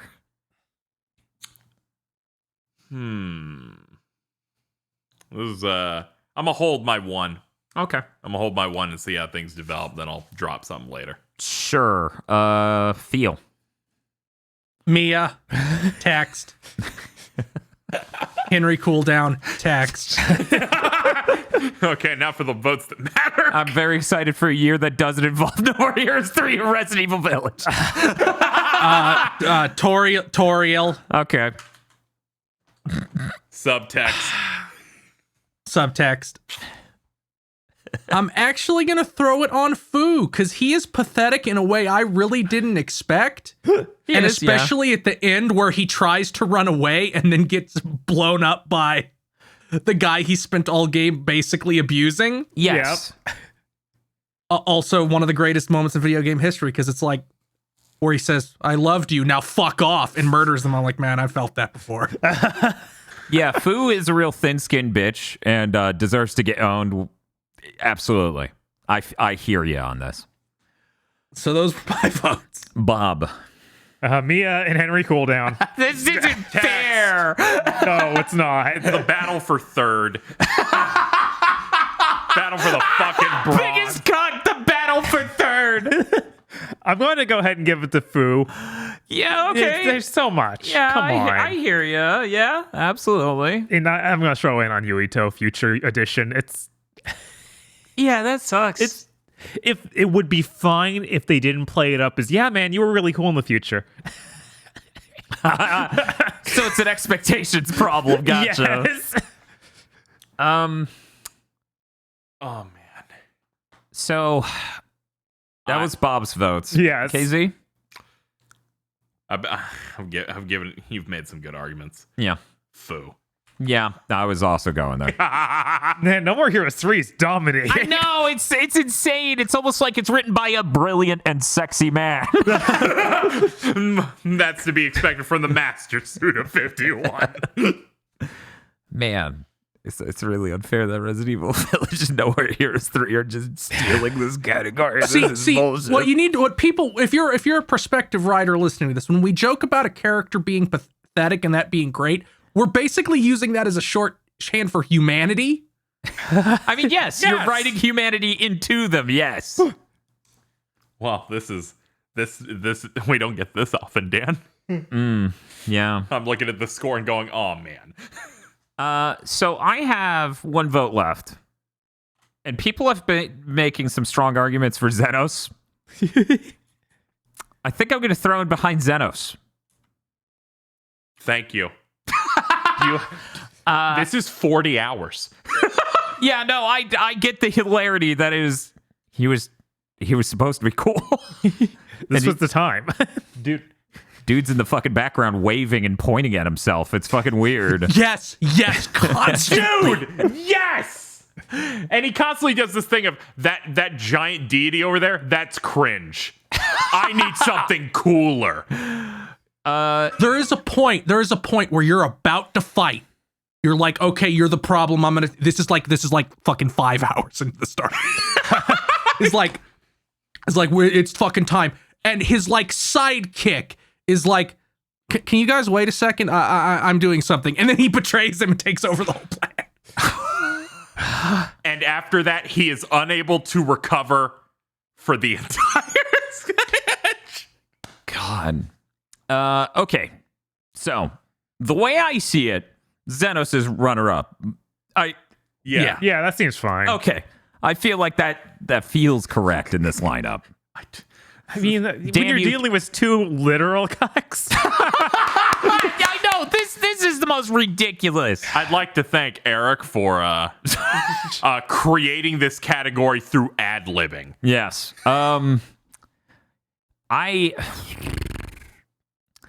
So I think that's correct. Now we need to sort these three. Now then, I make the argument Mia is queen of this category. No.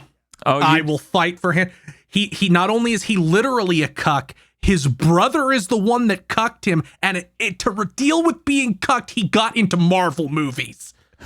It is really dire. It could, the only way it could be worse is if he runs at you holding up a Funko Pop with his mouth open.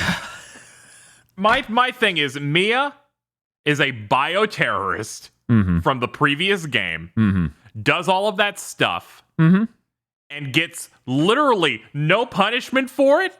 Gets to live in a massive fucking house with government protection in Europe. And then her true punishment is getting cocked.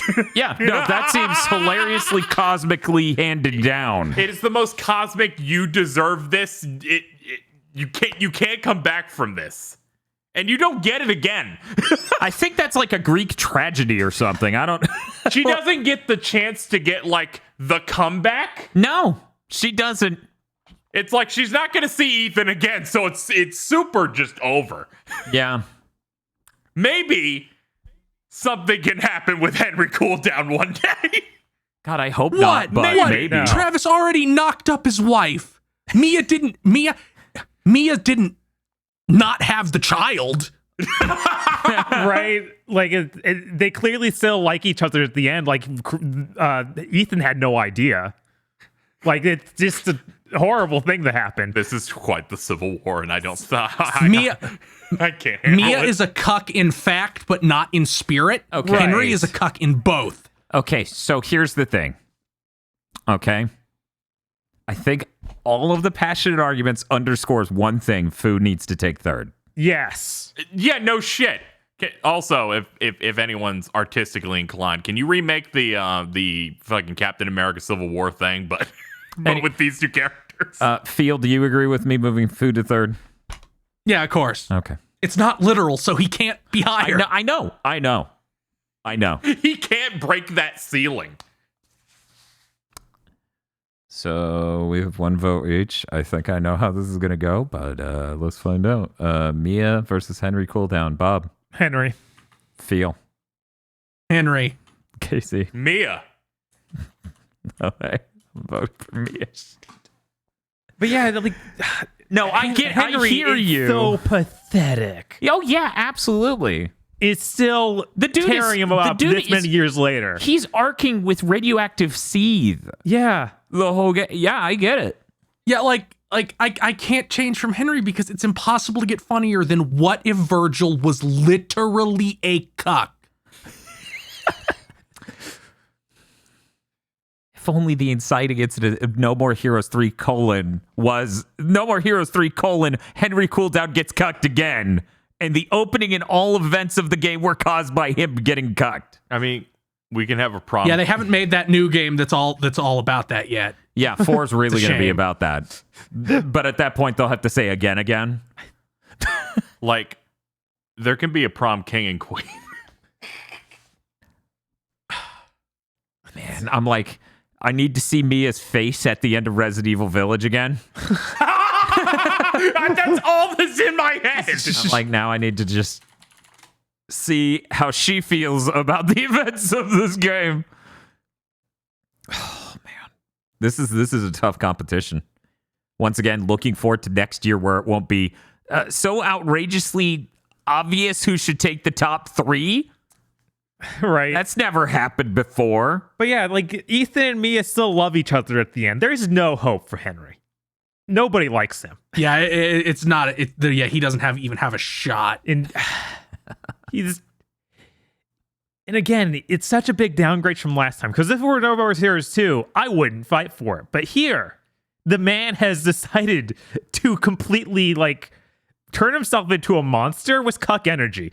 Yeah, no, he's definitely arcing radioactive cuck energy off of himself. It's absolutely true.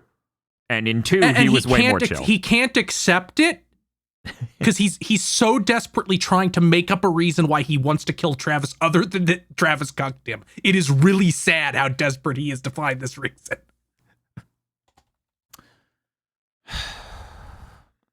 I'm going to go over to their side. Yeah, I knew it.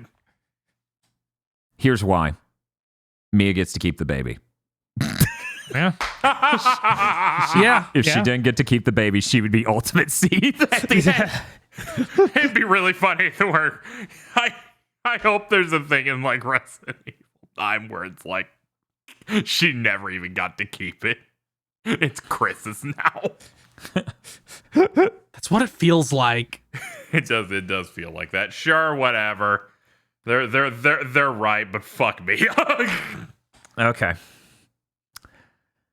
Biggest cuck of 2021 goes to runner-up Xenos Viator Galvis, the funniest man alive. Foo in third. Second place goes to Mia from Resident Evil Village. And the number 1 cuck of 2021 is Henry Cooldown from No More Heroes 3. Thank you very much to all of our nominees.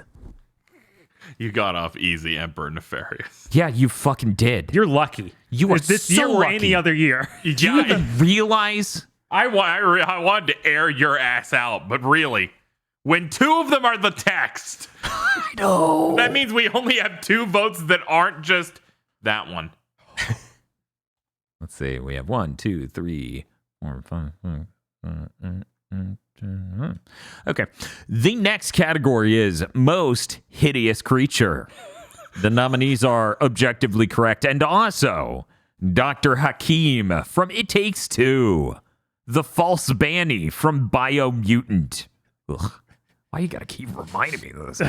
Kubo from Neo Twowie, Lime Green Emmy from Metroid Dread, Luke from Street Fighter V, the Magma Sprite from Story of Seasons Pioneers of Olive Town, Oma from No More Heroes 3, Plessy from Bowser's Fury, specifically furry mode, just to be clear. Saya and Benny from Kana, Bridge of Spirits. That baby thing from Resident Evil Village. And the Psy King from Psychonauts 2. I gotta post pictures of this fucking Psy King creature. Yes, you do. Yeah, let me Please see. do. Please do. So in the game, Raz, you find a brain that has been in a tank for 20 years.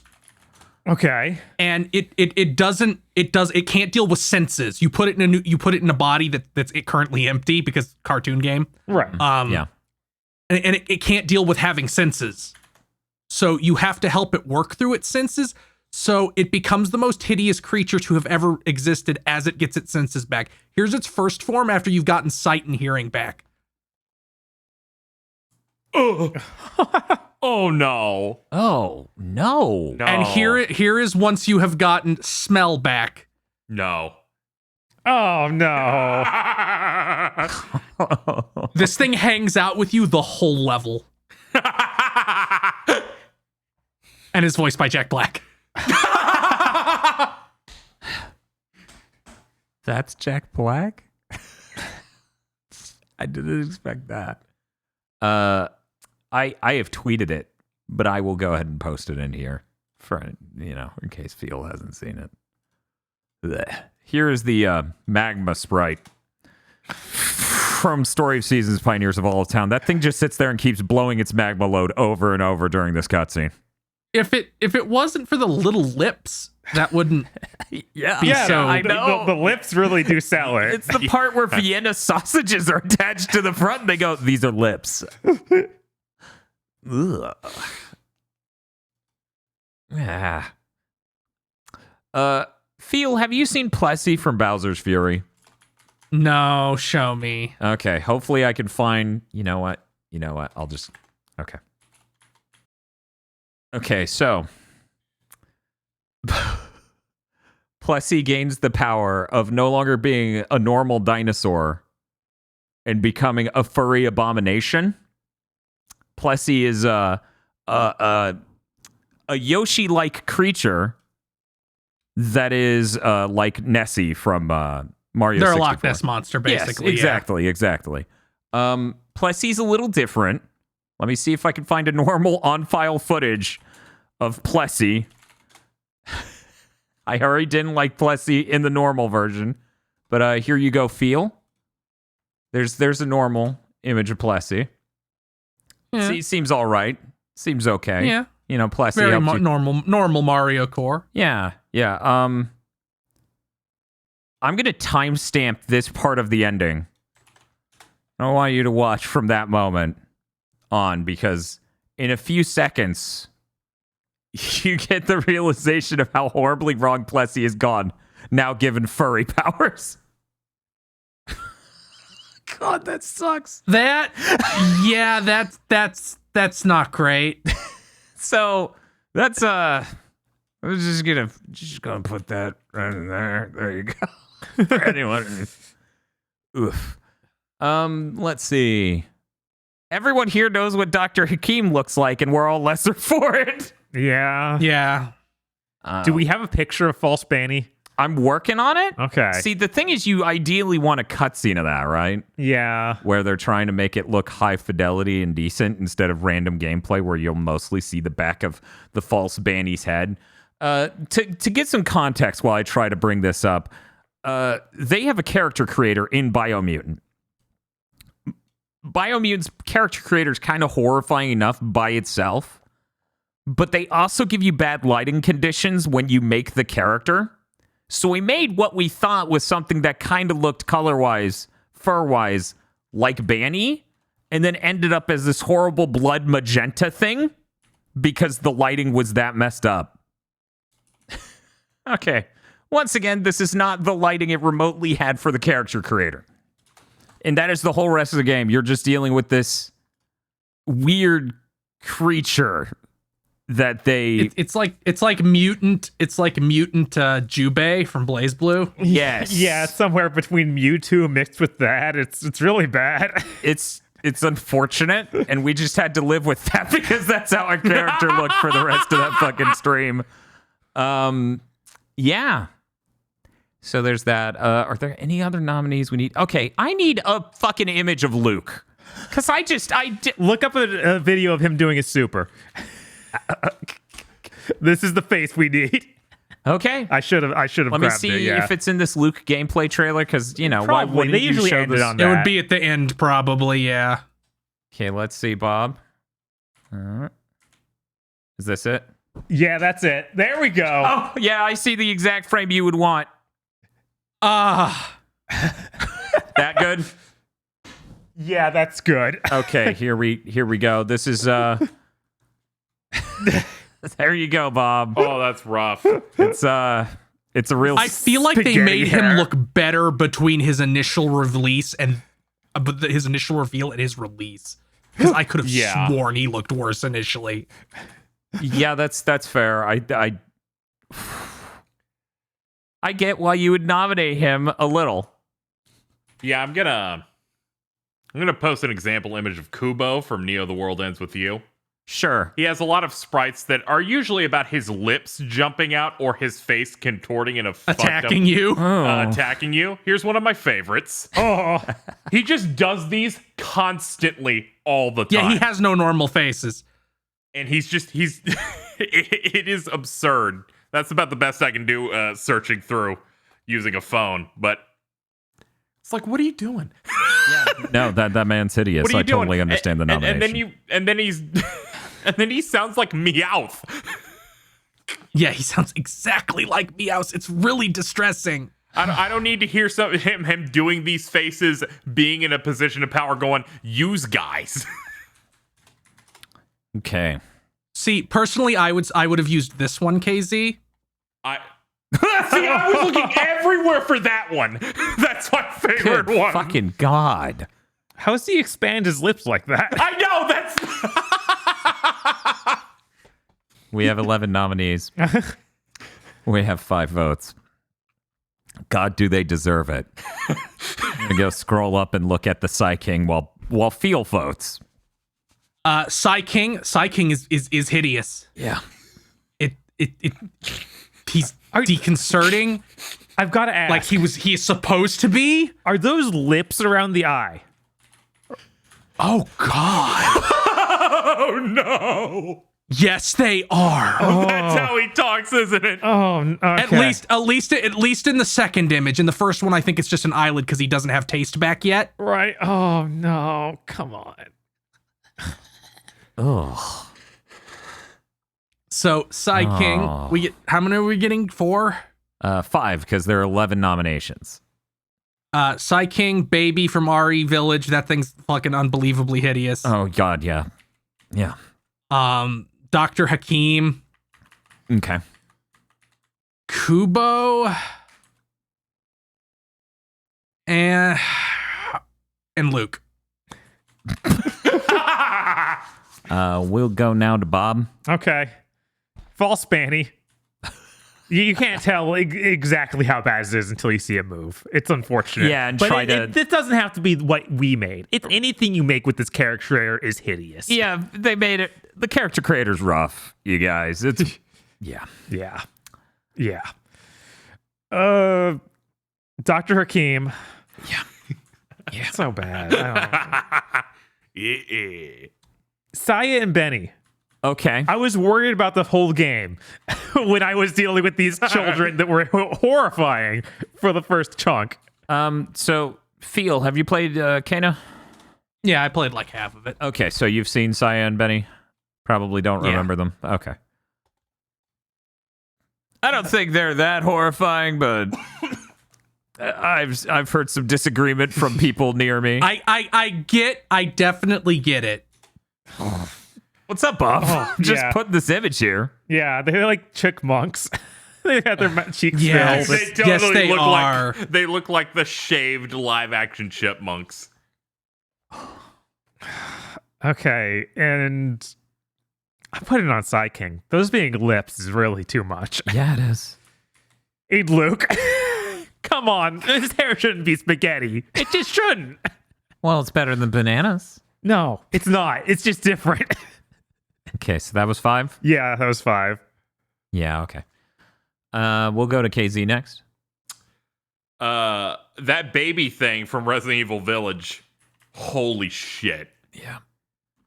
Next, I'm gonna pick Kubo. This is a JRPG where the portrait keeps changing every time you click a button, and they're all the worst.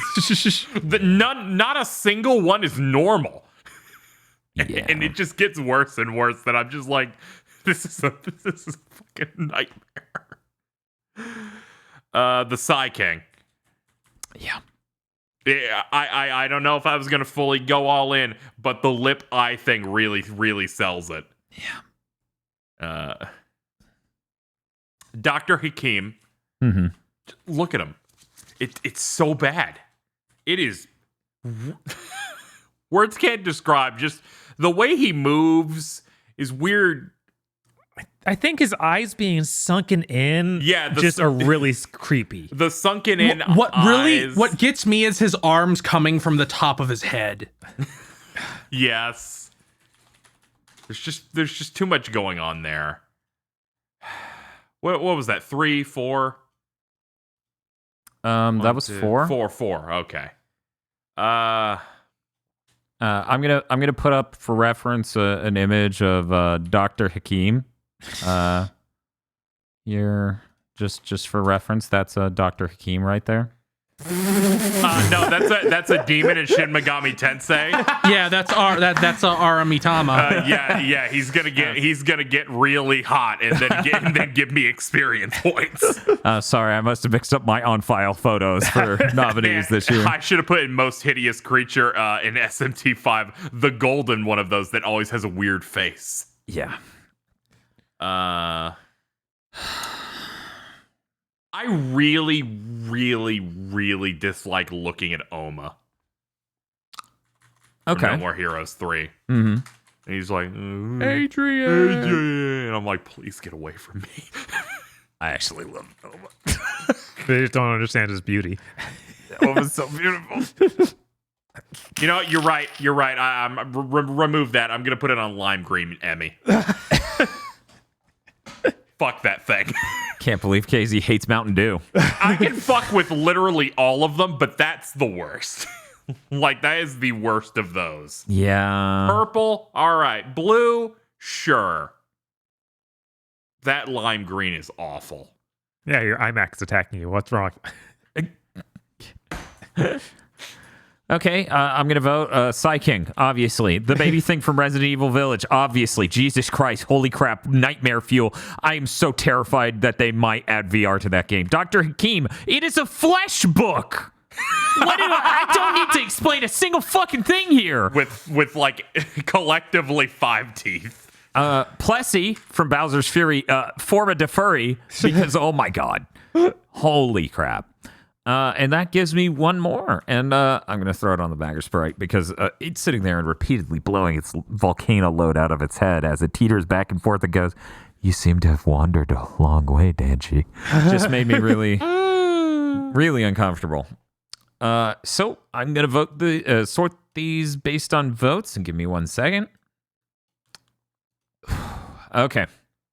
The way it's shaking out currently is Dr. Hakim and the Psy King are duking it out for first and second. A battle of kings. The baby thing from Resident Evil Village is sitting there in third currently. Kubo, Luke, Kubo and Luke are battling it out for runner-up. Does anyone think this order is wrong? Do they think anything should go up or down from this point? I'm kind of fine with this order. I'm fine with this. I am fine with this. Okay. So let's start the battle of Luke versus Kubo. We're going to do 1 vote each. Bob. Let me look at the Kubo a little bit more. Let's see. It is Bob. It is really bad. Yeah, it's Bob, really you need to intensely understand so many characters in Street Fighter 5 look bad. Yeah, but they were on a good run. They were cleaning up. They were sober. Just like it feels there's so many. Like that big dude from Final Fight, that guy, I don't know who that is. But yeah, I'll vote for Kubo. Sure, it is dire over here. It's fucking egregious. It looks like he has an infection. It's like it's so much. KZ? You Kubo 100%. Kubo. Yeah, it's unanimous. Okay. So Kubo gets runner-up.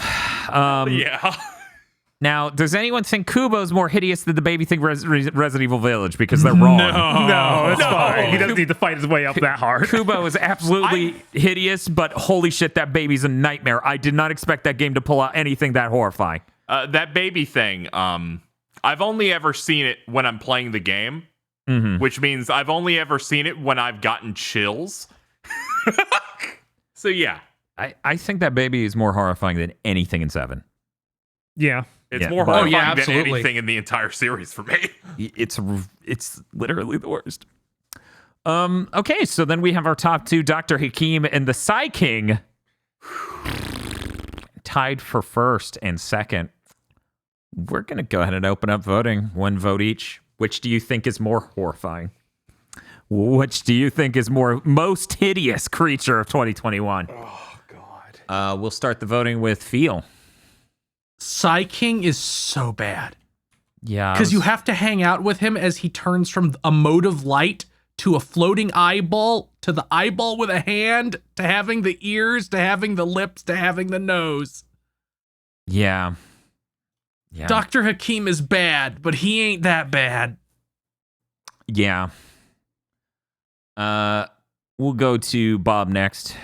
I'm going to vote for Hakim just because Psy King looks like he's always solid white, and that helps hide some of the horror, whereas Hakim is way too detailed around all the features.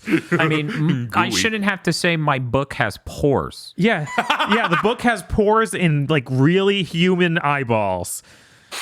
This is like looks worse than the Necronomicon in Evil Dead.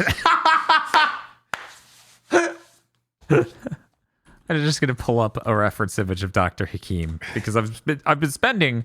It's bringing up real doctors. It takes 2. And then it weirdly auto-completed to racist. That's strange. Wonder why Google would do that. Oh, man. Oh, Jesus. Dr. Hakim. This is another, by the way, this is another plot point for my Cody is actually Dr. Hakim thing because he doesn't know what an Indian name is, so he does a Mexican accent for a name that's Indian. Yeah, that's totally believable. Oh, God. I'm looking at him back there. It's not good. Okay. There's our Dr. Hakim actual image of Dr. Oh, I forgot about the cleft chin. Yeah, no, he has. There are so many features you wouldn't do unless you wanted this thing to horrify. I don't know. Anyway, KZ. We have two really hideous creatures in front of us. Yes, and no one should ever think anything less. These are so hideous. Like both of them are. I feel like potentially Feels Pick of Psy King could edge things out, but it being all white, that dulls it a little bit. I have so much contempt in my heart every time I look at Dr. Hakim. Yeah. And now that you have picked the screenshot that maybe makes him look more ugly than I've ever seen him. That's because the cutscene isn't moving, so you just have to keep looking at him. I know. Usually they cut away. He's much better in motion where he's a 1 instead of a 0. Yeah. Yeah, I have to go in on this book. Look at this guy. Yeah, it's for me personally, the battle here, okay, is Psy King isn't like you don't see pores. Like I'm watching multiple different cutscenes of the Psy King, and I'm trying to like see if like maybe there's some level of his animation or something that makes him, because the design is horrifying. I'm not saying it's not. Like he's got a mustache that is his nose hairs in his lip, mouth, eyeball, and ears. It's bad. It's bad. It's real bad. It is really, really bad. I feel like it's slightly better because it's voiced by Jack Black.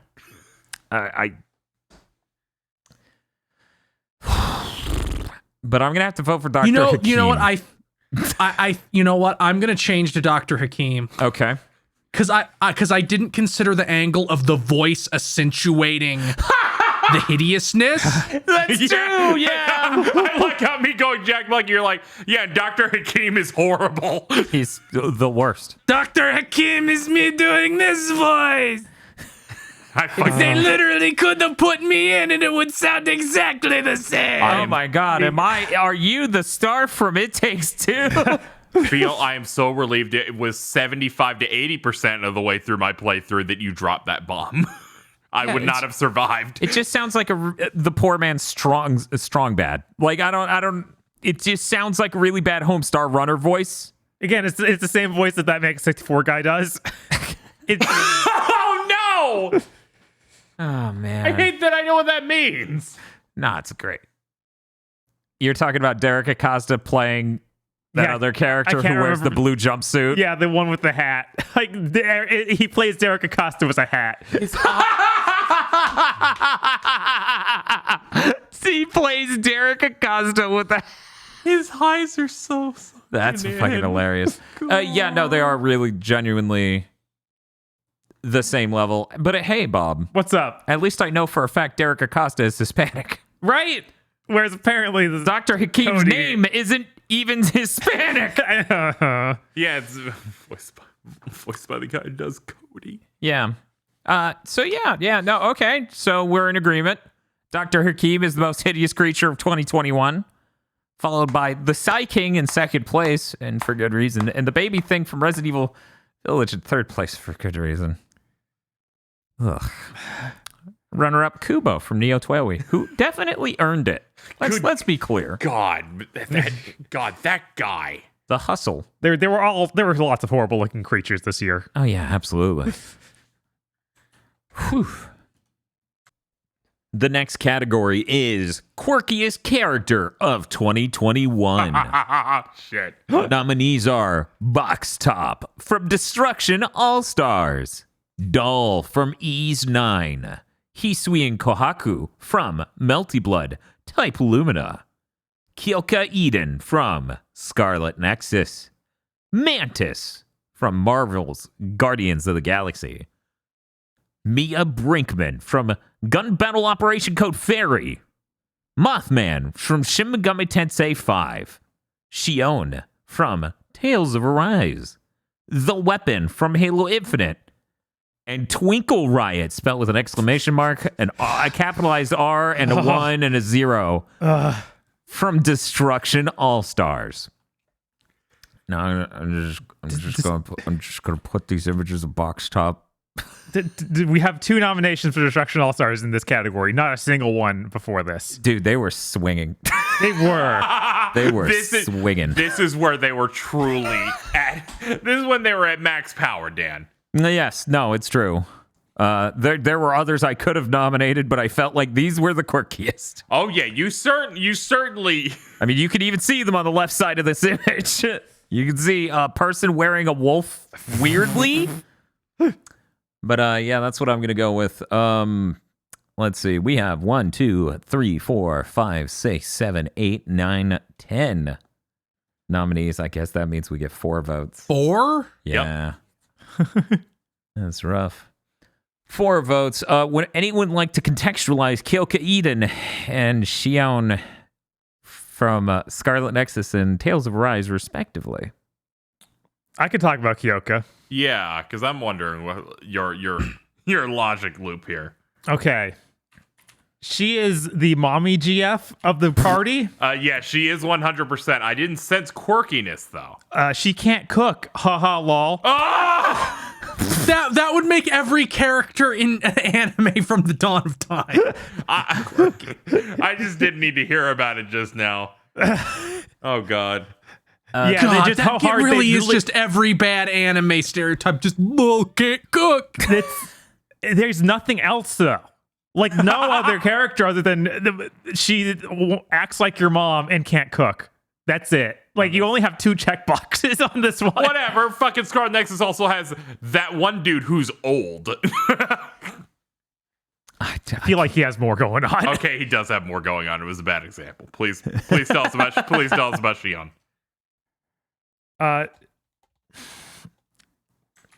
Shion's like this. You find her as a slave, basically, but she's still from the upper class. Okay. And she has all these horrible traumas about not being able to touch people because she has a curse. But she's still really snooty about the way people dress and is always judging them. Okay. She doesn't strike me as quirky based on this design, though. Yeah, look, we had a lot way over quirky characters this year. She doesn't step to them. Yeah, I'm sorry. Yeah, I know. This would be quirky in like a sober year. I haven't played a lot of the game. I played maybe a third. Most of her scenes are just her going, we got to worry about the mission. And I don't care about things. Yeah, but that breaks down really quickly. I know. But I do care a lot about these foods, and I will get really into cooking. Yeah, and I eat way too much.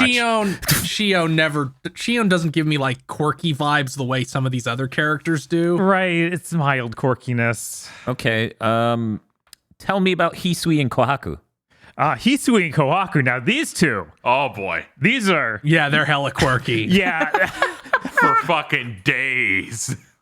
These are twin maids from the Melty Blood franchise in Tsukihime. Mm-hmm. Neither of them are good at the maid duties particularly, or know how to fight, but they fight anyway. Mm-hmm. One thinks she's a doctor, but also actually just makes poison on accident, lol.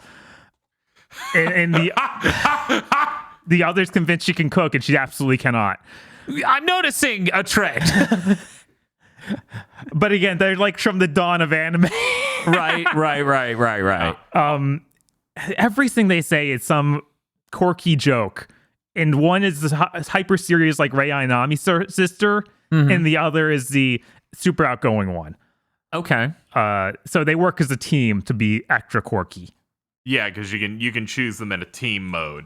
Like in the character select, you could pick them separately, but there is one where it's just both of them. Yes. And all I remember is one of the supers was incomprehensible.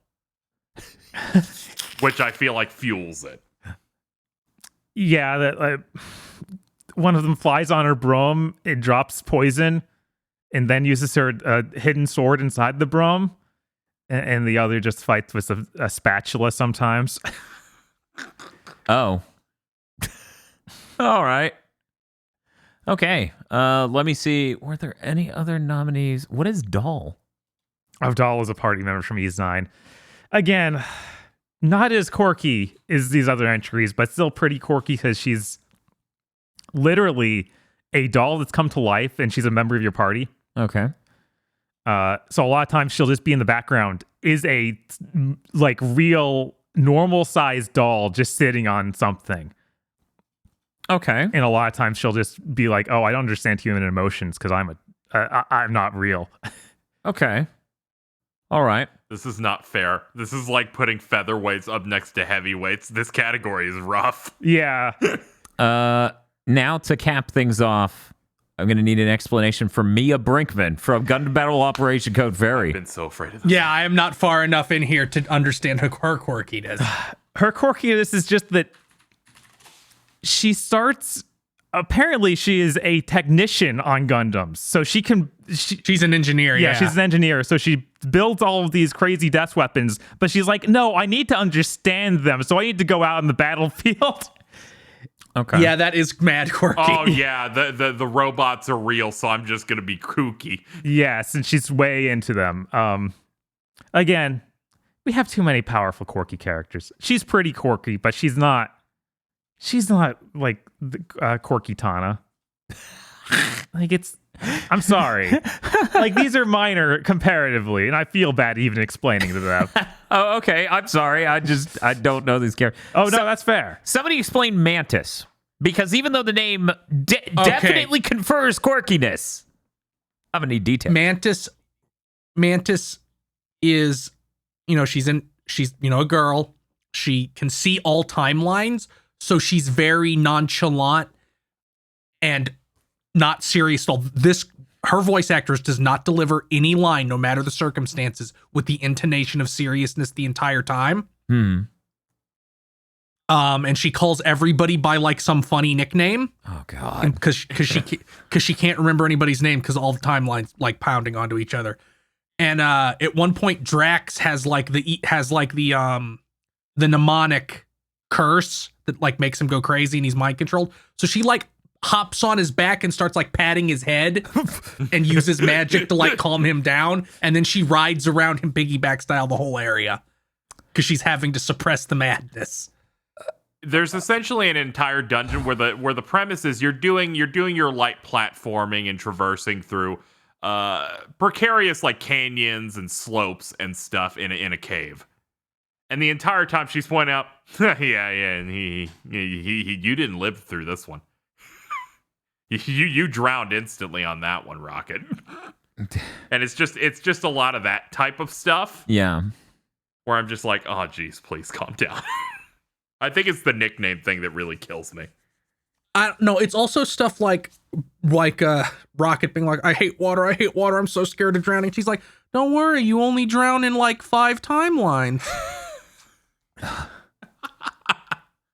Oh, okay. But and she does that thing where she's like, oh, but that one though, and then doesn't elaborate. Yes. Okay. I think that's everyone other than perhaps Mothman. Can I hear an argument for Mothman? Mothman is a little dude. And by little dude, I mean he's like 5'7". Right. You go up to him and he goes, hey, how you doing? And then he just starts being absurd to you. Sometimes he'll be almost approaching normal in conversations. Other times he's really, really hyper aggressive. And I think a part of that adds to the quirkiness is all of his speech is a mixture of caps and not caps. Yeah, he's intercapped. Yeah, he talks in inner caps, which in my head sounds like a silly man voice. Okay. Where it's like something like that. Yeah. Like where it's constantly going in and out, which I feel like adds to it. Where it's like you sound like that, you look like that, and you're calling me a bitch. Yeah. Okay. Who nominated the weapon? I did. Okay, would you like to explain the weapon's quirkiness? Just every single line of dialogue is a weird bad joke, and she's always making this face like it's cringe. Bob is like, she isn't funny and she's very cringe. I'm like, he's not wrong. Any of us could have nominated the weapon, honestly. The weapon is a character in Halo Infinite who's meant to be your support AI. Coming in the age where a lot of people model their writing off Joss Whedon, where there needs to be a funny joke person.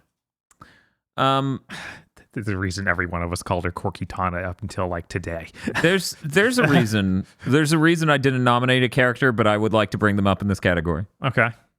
She wasn't in the game enough for me to really feel strong about her performance in it. Okay. Bad Girl from No More Heroes 3 absolutely should have been here, but she also should have been in the game. Yeah, She's one great scene. That's it. she's firing on all 6 cylinders for maybe 10 minutes. Yeah, there were 2 prominent women that should have been in that game, yes. Yeah. Instead, we get stories from Travis that are a mixture of sad and hilarious. And cringe. It's really funny. But yeah, Bad Girl definitely could have been a strong contender in this category. I'm kind of glad, though, because I didn't want to play a whole game where Bad Girl's constantly talking to me. You're like, I want this, but no. I'm like, it would have been great for her being in this category if she did that. I'm really glad she didn't. I don't like her that much. She wears a pink dress and a crown and kills people with a baseball bat. And her name's Bad Girl, and she has the most grating voice you can imagine. I think that well establishes. But okay. Let's see. Wow. Oh, look at this. Just look at all these quirky characters. There are 10 of them. We're gonna do 4 votes. Did anyone need to hear an explanation of any of the others? Like Twinkle Riot, who wears a helmet that has cat ears and makes funny emoji faces as she does the Nico knee and jumps into a vehicle and runs people over. That also has cat ears. Yes. And Box Top, who's Plank from Ed, Ed, and Eddie Given Life. Not nearly as cool, but yeah. I mean, obviously, Plank's very cool. Okay, then. I think we could get to voting. We're going to start with KZ. You get 4 votes. Twinkle Riot? Yeah. I look at this character and get upset. Because it's that one that was like the character. We memed Angelo. This was the character that was like the red flag. Yes. Where it's like she's that cat mode. She's got the Nico knee. And also she has the thing that quirky girls seem to sometimes have, the seemingly a big ass.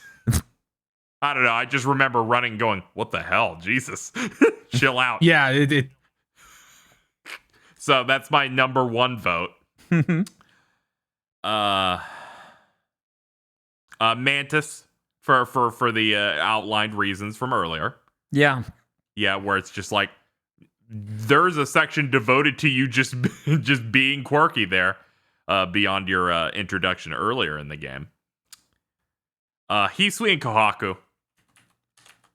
Yeah. I lost her a few times against Bob, and boy, did I feel the quirky energy just bouncing off everything that they're doing. I mean, when you're a Melty Blood character, you're almost in the quirky dimension. So it makes sense that the duo in there would definitely be a strong contender. Yeah. And let's see. I'm gonna hold. Okay. I'm gonna hold on this one. We're gonna go ahead and let Bob vote next. The weapon. Not often can a character be so quirky they ruin what's already a bad game. No, many other things ruined that bad game for me more, actually. Like the game. Hisui and Kohaku. Okay. Mad quirky, yo. And Mantis. Man. The biggest mark against Guardians they can give it is they don't set her up to be in your team for a sequel. What are they thinking? She's the only interesting part. Come on. Let me get those votes again, Bob. The weapon. Uh-huh. Hisui and Kohaku. Uh-huh. And Mantis. And I have Okay. one more technically, right? Yes. I'm gonna put it on Kyoka Eden, even no one's going to join me. You're insane. She can't cook. You're fucking insane. Let me show you the thumbnails for the top 2 videos. YouTube brings back when I search up Twinkle Riot. Now then. Yes. Yeah, man, that's terrible. It's a nightmare. You're leaving it on the Yeah. table. It's such toxic quirkiness. Dude, yeah, that's why I'm intoxicated. It's a lot to deal with. I could maybe find 1 or 2 shots of the weapon that aren't that. Mm-hmm. It's hard, Yeah, it actually genuinely is hard. but God. Yeah. Oh, So that God. I zoomed in, and that was a bad choice. let me inform you. You don't need to zoom. Bob, What's that? That's it. okay? Bob has made his decision. Feel. Twinkle Riot, the weapon, Okay. Mantis, Mm-hmm. and Hisui and Kohaku. Okay. I got 4. Twinkle Riot, obviously. Box Top. Because Jesus. He's a lot to deal with. For anyone who hasn't played Destruction All-Stars, when you are about to match, you select your character and you just have to deal with them mugging at you. I thought you were saying who anyone who hasn't played Direction All Stars. Don't. All of you. No, it's okay. I'm giving it another chance next one. Under no circumstances should you buy it, so basically, no. From here, I really have to trust on the strength of what I've been informed of, and I will give a vote to Mantis. Because, man, there's a lot to Yes. deal with.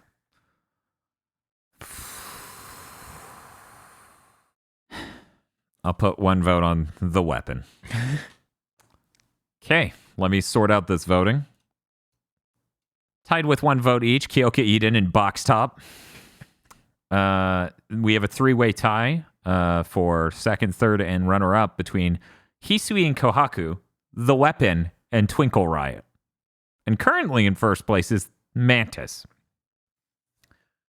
Do we want to leave Mantis in first and just vote on the others?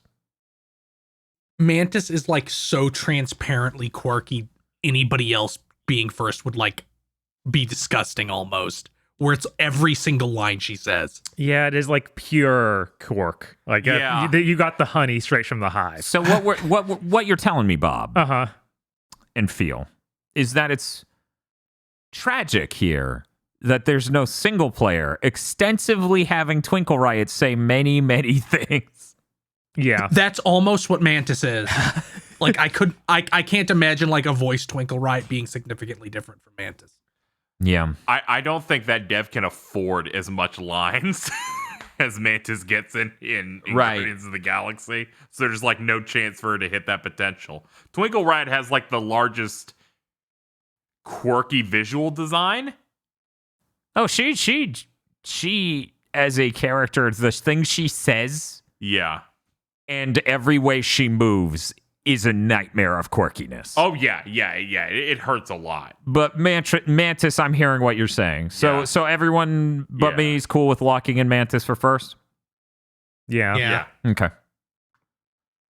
Okay. So that means we need to vote between those 3. We'll get 2 votes each since we need to bang out an order.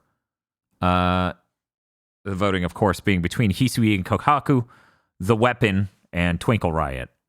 We will let KZ lead. Twinkle Riot and Hisui and Kohaku. Bob. The weapon and Hisui and Kohaku. Feel. Twinkle Riot and Hisui and Kohaku. Twinkle Riot and...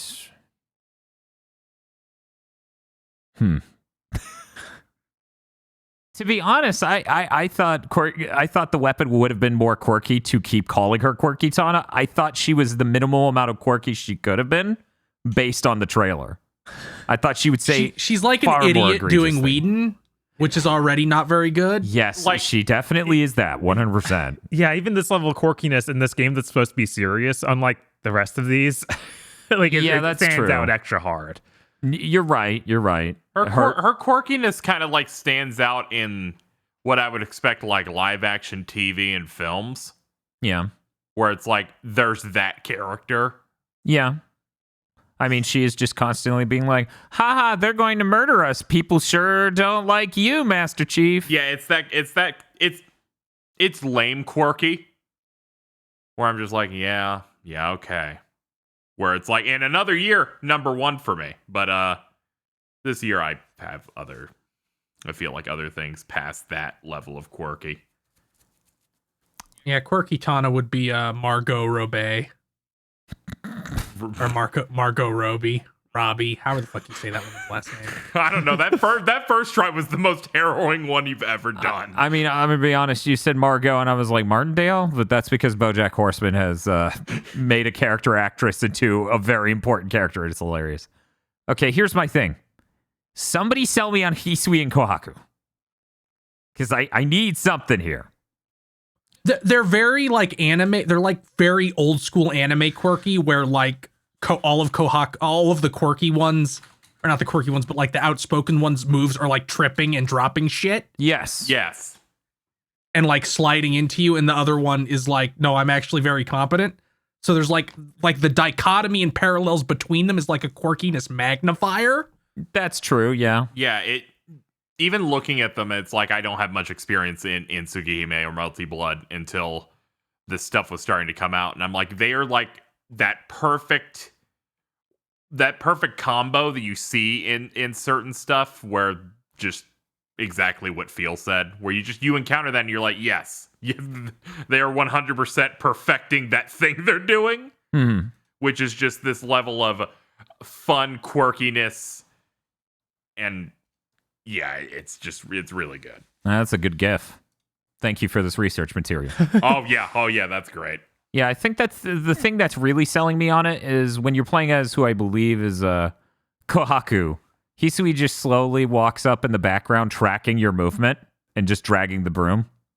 Yes. There's just, it's basically the equivalent of a character who's very well dressed in a giant klutz, but you've separated them into two characters. I right? love Yes. You've taken the dichotomy and contrast and made them solidified into each. Yeah. Yeah, I love when one dies and the other does a really fake falling over animation of just like, oh, I'm dead too. yes, I love anything like that in a fighting game, and I just like team comedy acts like this a lot. Okay, I'm going to vote for Hisui and Kohaku. Okay, so the order as it currently stands is Mantis from Marvel's Guardians of the Galaxy in first, Hisui and Kohaku for Melty Blood Type Lumina in second, and Twinkle Riot in third with the weapon as runner-up. Is everyone okay with all of that? Yeah, I think that checks out. Yeah, Sure. I think that clears. I think the Twinkle Wire could be higher if she had, like, if there was a story mode in that game that was real. If that was a real ass game Because, oh man. and not like that thing they shipped, I'm going to see if they added one because now I'm like, I need to know. Yeah, they made this bitch in a lab. they did. Yes, no, she is clearly weaponized. Yeah, I know. If she was released in anything else, Yeah. we would be dead. Yeah, even having a cartoonishly massive ass didn't save that game. I feel like even Randy Pitchford would be like, I just... Yeah, if only they shipped enough story modes and they were like, hey, by the way. I don't know how you ship any other story modes without shipping Twinkle Riots. Yeah, I don't know. I don't get either. it. I mean, what's his name? That random wrestler dude got a story mode. It's like, okay. I know, right? It wasn't compelling. He was the most just normal design in the whole crew. And in they that gave one. lineup, he basically was. Yeah. He basically was up there for I'm medicated. Right?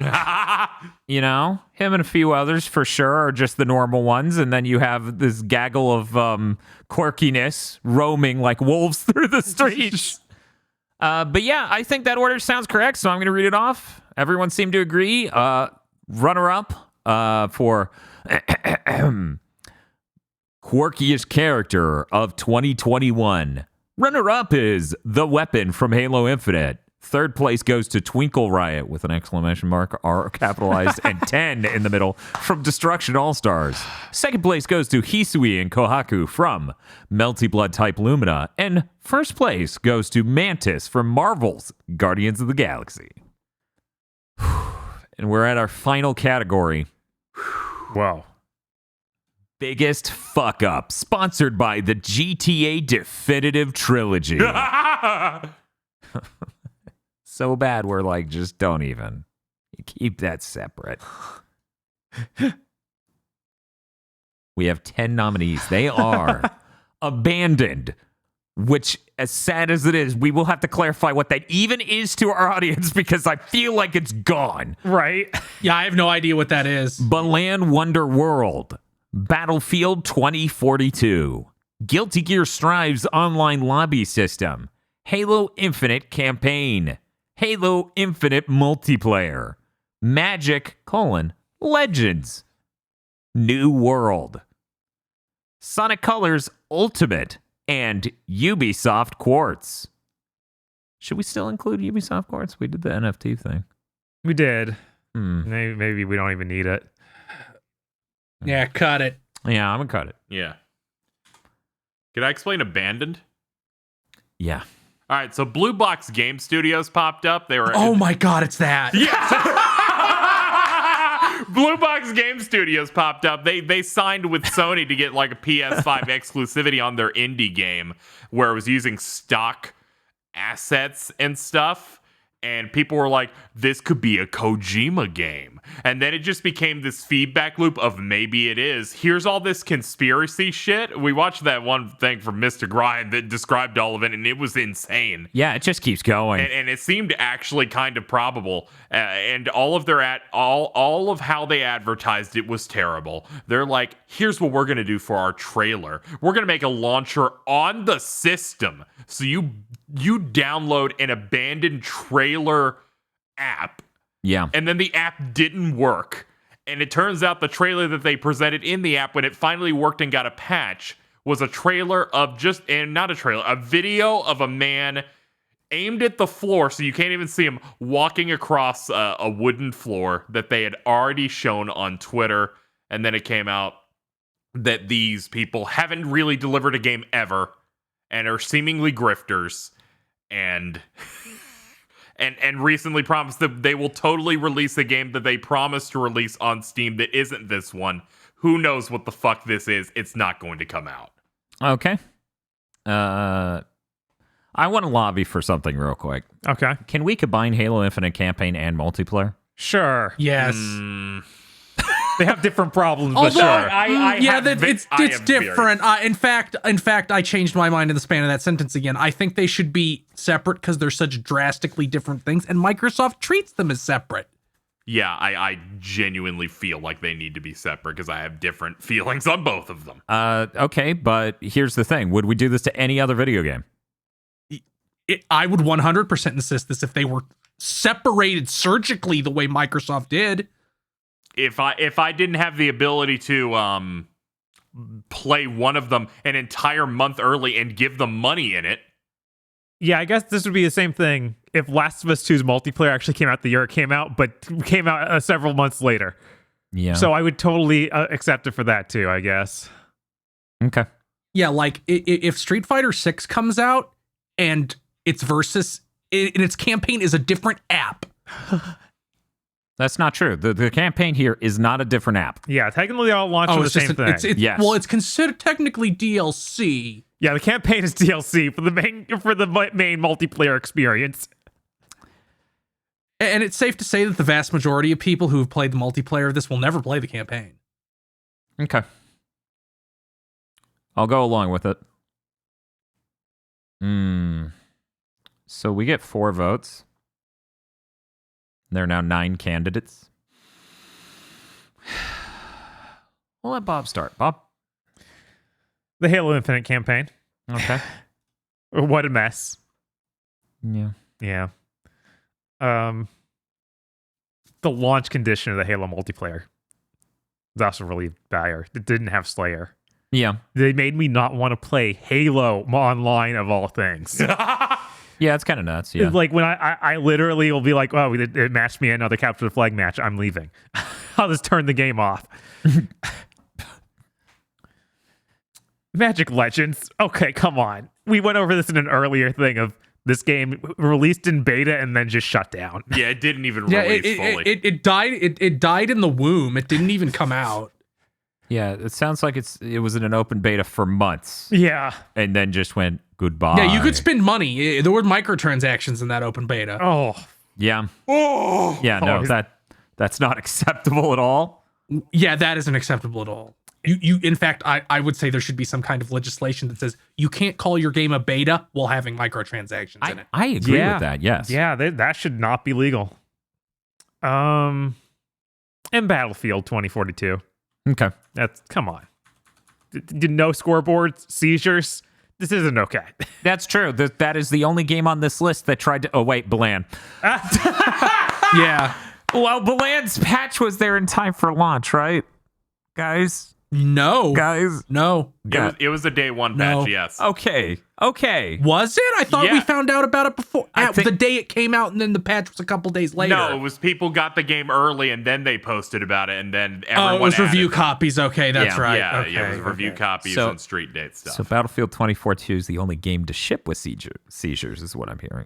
Or did Yeah. that also get fixed in time for launch? See, it's okay. Not sure, actually, so who knows? Yeah, it's okay. At the very least, Balan seizures are still on the disc. You just can't play what's on the disc for Battlefield, I'm pretty sure. Sonic Colors Ultimate is over there and is like, hey, I could give you seizures too. Notice me, you guys. Because I've seen broken videos of that were maybe not. God, everything about that's just a hedge maze of hell. Yeah, I'm not even sure what's actually wrong with that game because there was so much random... This guy was playing an emulator. Yeah, this guy was playing an emulator, but this is real, and so are all of these. And there's so much stuff that is absolutely real that is still really terrible too. Yeah, they barely even patched it. Like, it's still completely unacceptable. We're gonna move to feel. Balan, you made one of the worst third-person platformers ever made. One of the worst 3D platformers just ever. They definitely did. Like you fucked up on like any game where moving feels that bad is like such a critical fuck up that even if the game works, it's like it's almost like you're an alien. Yeah. Magic Legends, Battlefield 2042, Okay. and New World. Just because every day there's something else, every day there's like, here's how you fucked up again. and it's not like minor shit. It's like we fucked up something, and they've had to roll the servers back by like 48 hours, like 9 or 10 times. Yeah, it's pretty fucking bad over there. I'll go next. New World. Because, man, some of these things only exploded once. Some. Yeah. How many times does Magic Legends explode? I don't know. We don't know. Infinite. It had one very definitive explosion, but New World people keep trying to build things out of the burning rubble. Right. My next vote's going to go to Halo Infinite's multiplayer for a couple reasons. Not only they forgot to put Slayer playlist in at launch, that's completely insane. Two, they kind of seemingly borked the Series S version based on some Digital Foundry coverage. But more importantly than those even, they were all over the place when it came to monetization, the battle pass, how they didn't give you experience for playing the game. Yeah, they had no idea how to structure progression. Which is weird because, one, they said they were ready to launch this shit last year and totally threw the single-player team out of the bus. Two, and more importantly, this isn't hard. You have countless examples in 2021 to look at all of gaming history and figure out how to do that. No, I haven't played Call of Duty in the last 11 years. Or ever. Yeah, never. Okay. Maybe you should do that. You're making a shooter. Maybe. I'm going to give it to Battlefield 2042 for my third vote, just because everybody who's a Battlefield fan is waiting for you to just ship the sober one. Ship the one that's aimed at what we want. Get it together. And this was supposed to be the year. This is the biggest mess they've ever shipped. And it's just, it's dire. It's real dire. Fucking Rogues Gallery I've got here for my last vote.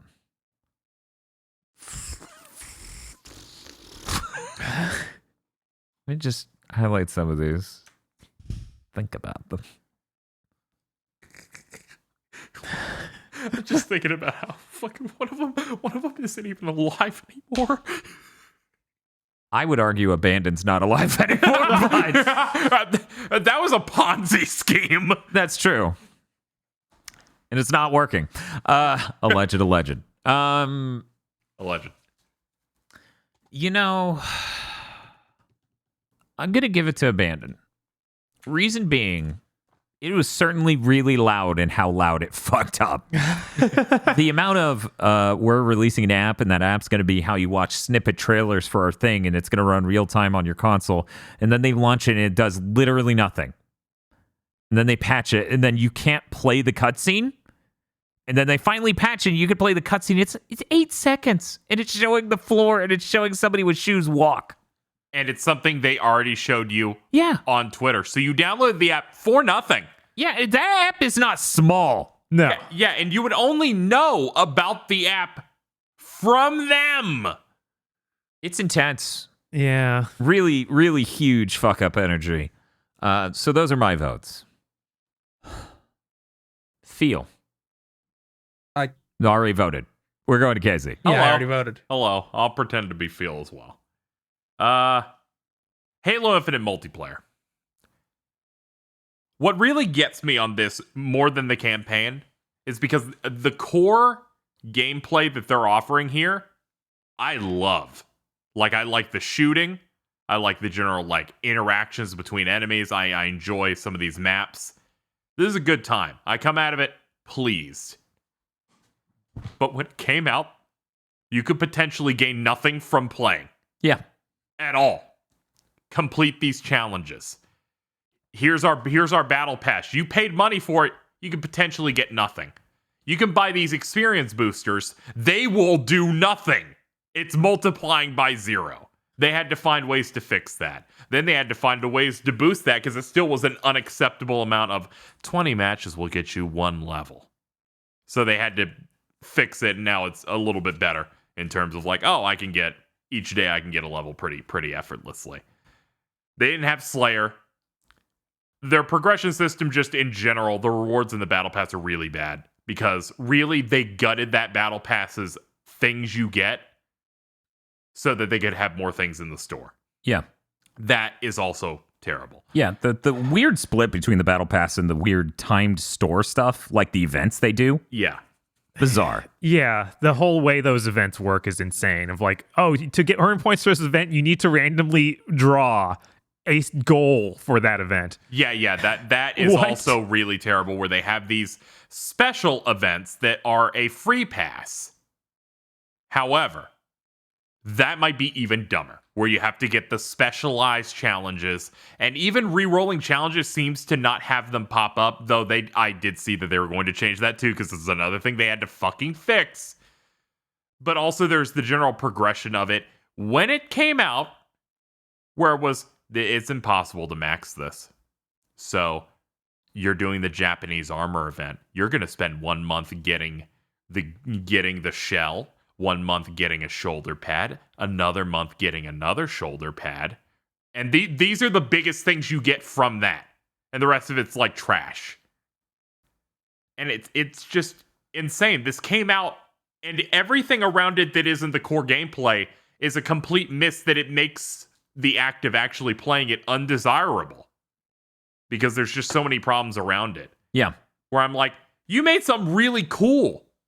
Everything around this just it's like it has the shield of just bad shit. And I'm sure it's a decent bit better now, but they're gonna have to put in a lot of work to make a really good battle pass that makes you feel rewarded for actually properly playing the game. Mm-hmm. And then they can actually get into the work of making some better maps, maybe bringing some legacy ones over and stuff like that, which is something that they need to do. But there's so many problems there. It's like the biggest fuck up for me because it's like you had it. You had a grand slam. But no. Next one's going to go to Battlefield 2042. This fucked up so bad that that people are like, man, that the Halo came out great, huh? And I'm like, no, it did not. Yeah. No, it did not. But because you have this thing where sometimes they roll out a patch wrong so that you can't look left and right with the mouse anymore, or the scoreboard isn't here. You didn't even put in a fucking campaign into the goddamn game, and still they came out half-baked. And I'm pretty sure the next gen versions were $70, right, Bob? Oh god, I think they What? are. I think it launched at 70. I'm gonna double check. Fuck off. So you have all those things going into it, and just it looked good. It was a good showpiece early on. Like, we watched that E3 thing, and I was like, this looks awesome, and I'm willing to give this one a shot. And then the beta came out. The beta where people were like, when's it gonna come out? When's it gonna come out? Because people could tell it was coming in hot. Like, the entire story of this game, even like at the beginning of last year, was it's seemingly coming in hot. Even teams that are working on other games, like a good Need for Speed, hopefully, had to work on this. And it was seemingly unsalvageable. It came out real bad. Here's hoping they can actually fix it, but that was such a fuck up. Especially in a year when Call of Duty is weak. Yeah. It had the chance, right? It had that opportunity to really, like, look good. We have so many good ones here. We have so many good shots. Abandon is... I'm voting for Abandon. Okay. It's real bad. They made every mainstream games media site care about something that might not even be real. It was quite the caper, but I'm really tired. I was really tired of hearing about it in the end, because I'm like, it's not going to be anything cool. And that's fucking... That sucks. That sucks so much. Balan Wonderworld. Regardless of the reputation that Yuji Naka has as a video game developer, they released that shit in 2021 feeling like that. Like, no one on staff was like, why he move like that? Why is the jump like that? Why is it one button? Why is it one button so half of these powers description says they happen randomly because they only have one button? Yeah. So it's like, this guy does a supercharged run. So you have to do it based on timing. The fact that Yuji Naka fucked up bad with this, not just in the sense of you shipped one of the worst things ever made. But the fact that uniformly the response to that demo was, this is bad, this feels like shit, why is there only one button, makes me think that dude must be a psycho in charge of a project. Oh, yeah. 100%. Oh, yeah, 100%. I couldn't see him having enough employees to make a game underneath him don't realize that sucks. But now it's like not a question anymore. Yes. Yeah, that was really... Like, Ken Levine still needed an expose to out him as someone like that. Yeah. Yuji Naka did it through incompetence. Truly, Balan did communicate something to the world. And people are still interested in what Ken Levine can bring to the table. Yeah. I don't see many people investing in Yuji Naka's like mobile game that he made recently. But yeah, that was just... It was real bad. I could see a skeleton of good ideas here if they tried to make a platformer anyone would want to play. Yeah. The closest thing that felt that bad to move around in was Blinks, and Blinks was still better. Barely. Yes. Barely.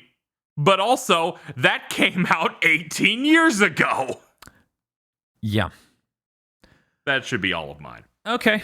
I've sorted it based on votes. We have 4 tied with 2 votes each. We currently have Halo Infinite with multiplayer with 3 votes, and Battlefield 2042 with 4.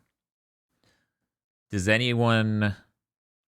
I guess we should just sort out. We'll sort out this In third place. Gigantic tie for third, Third and runner-up. runner-up, yeah. I say we do 2 votes each. Okay. Fuck. Jesus Christ. The tie is between Abandoned, Bland Wonderworld, Magic Legends, and New World. God, we should do 3. Let's do 3 votes. Okay. We'll go fast. KZ. Bland, Magic Legends, and New World. Feel. Balan, Magic Legends, and New World. Bob. Land, Magic Legends, and New World. Dan. We're just going to drop Abandoned is what I'm... Yeah, because it is a fuck up, but maybe it was their plan all along. Yeah, this could be Long Kong. It with Abandoned, like, is it it was a fuck up, but I feel like Get Mistaken for Hideo Kojima was never their plan. I feel like when you do enough references to Silent Hill in your teases, the people can keep grabbing them out. It's like, maybe. There was an Maybe you're just intellectually dead. Maybe. Once it started, they obviously started leaning into it, which is a fuck up. Uh-huh. But I can't imagine from the beginning they were like, maybe people will think we're Hideo Kojima. Right. Our game starts with an S and ends with an L. That trip is still God, so people insane. really are insane. That trip is still so insane that if Kojima somehow comes out and is like, yeah, that was me, I would just be like, why did you fuck that up so bad? Like, there's no, it was you, amazing. Right? I'm like, this is like Overwatch Sombra ARG bad. Yes. Worse. Yes. But that was real bad. That was also real bad, yeah. Yeah. Okay, so now we have the tie between Balan Wonderworld, Magic Legends, and New World. 2 votes each. KZ. Balan and Magic. Feel.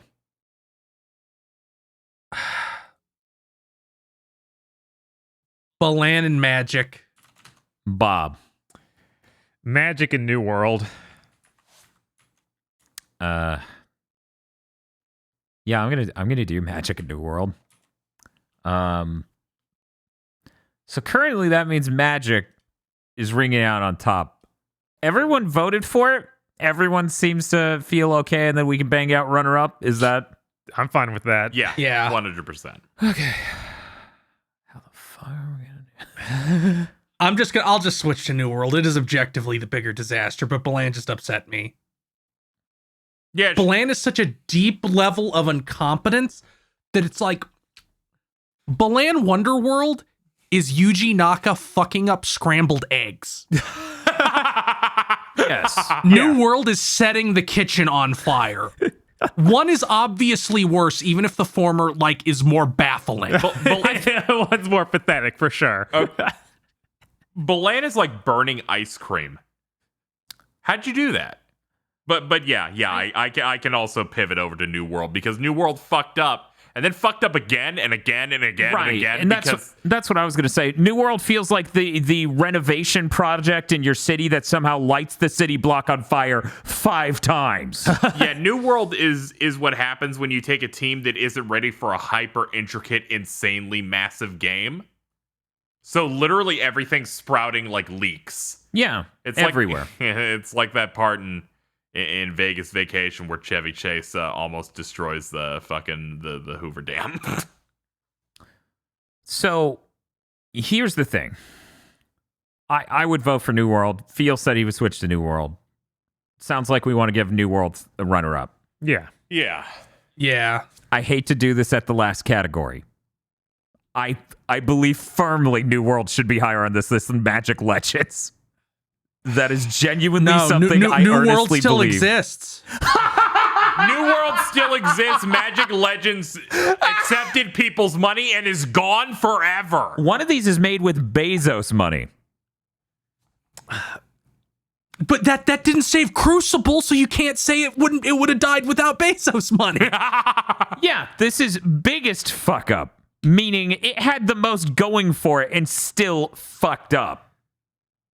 I argue you can't say it has the most going for when it's an Amazon video game. It has plenty of funding.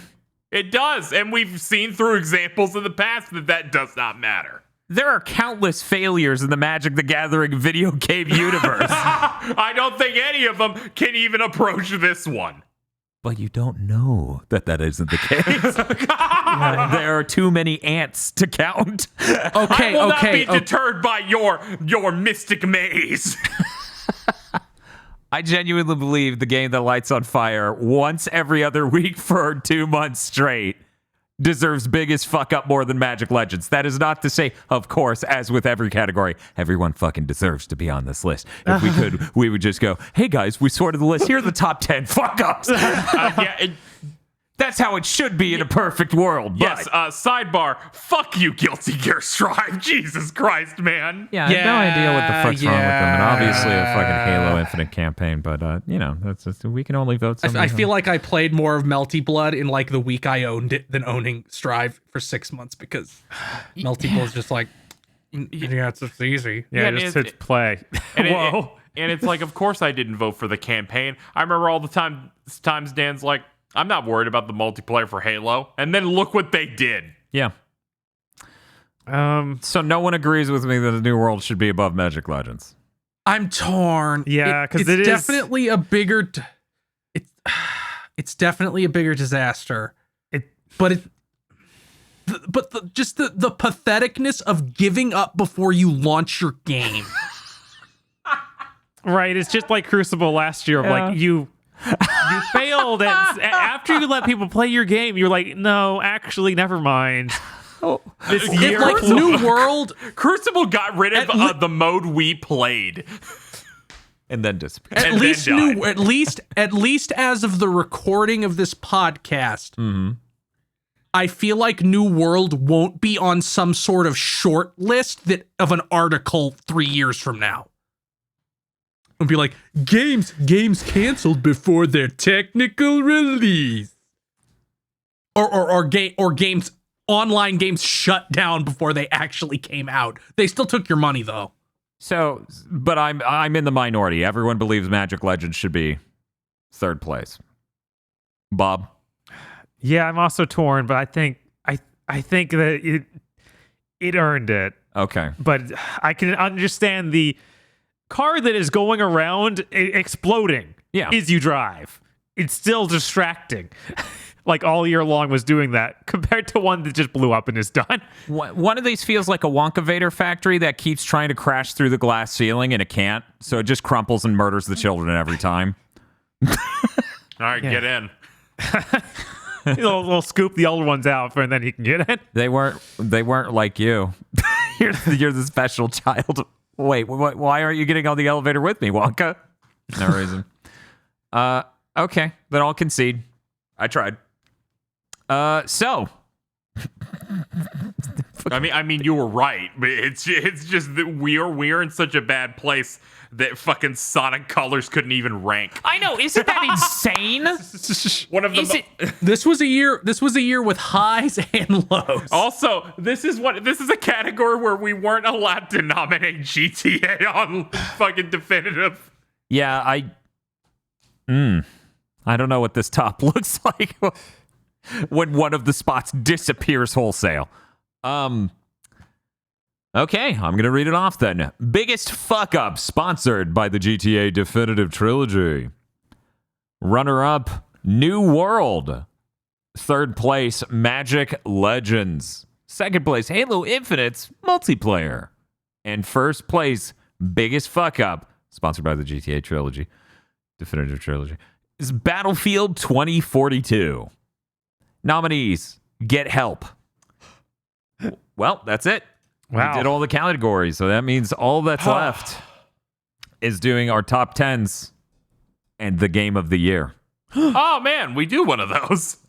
Ooh. Yeah, I'm not sure. We do. I'm not sure if you do, Casey. We do a game of the year part to game of the year. Oh man, it's rather unorthodox. Man, I'm tired. The executive producers for this month of GigaBoots are Esme, E. Lee Broyles, Star Falcon, Spaceman Spiff, Red Blaze 27, Brendan O'Sullivan, Live Action Muito Real, Completely Normal Adam, Cooper Tank, Zilter, and Virvarm. Thank you very much to our executive producers, and also these patrons. If you want to become an executive producer for an obscure but powerful YouTube channel, head on over to patreon.com/gigaboots today.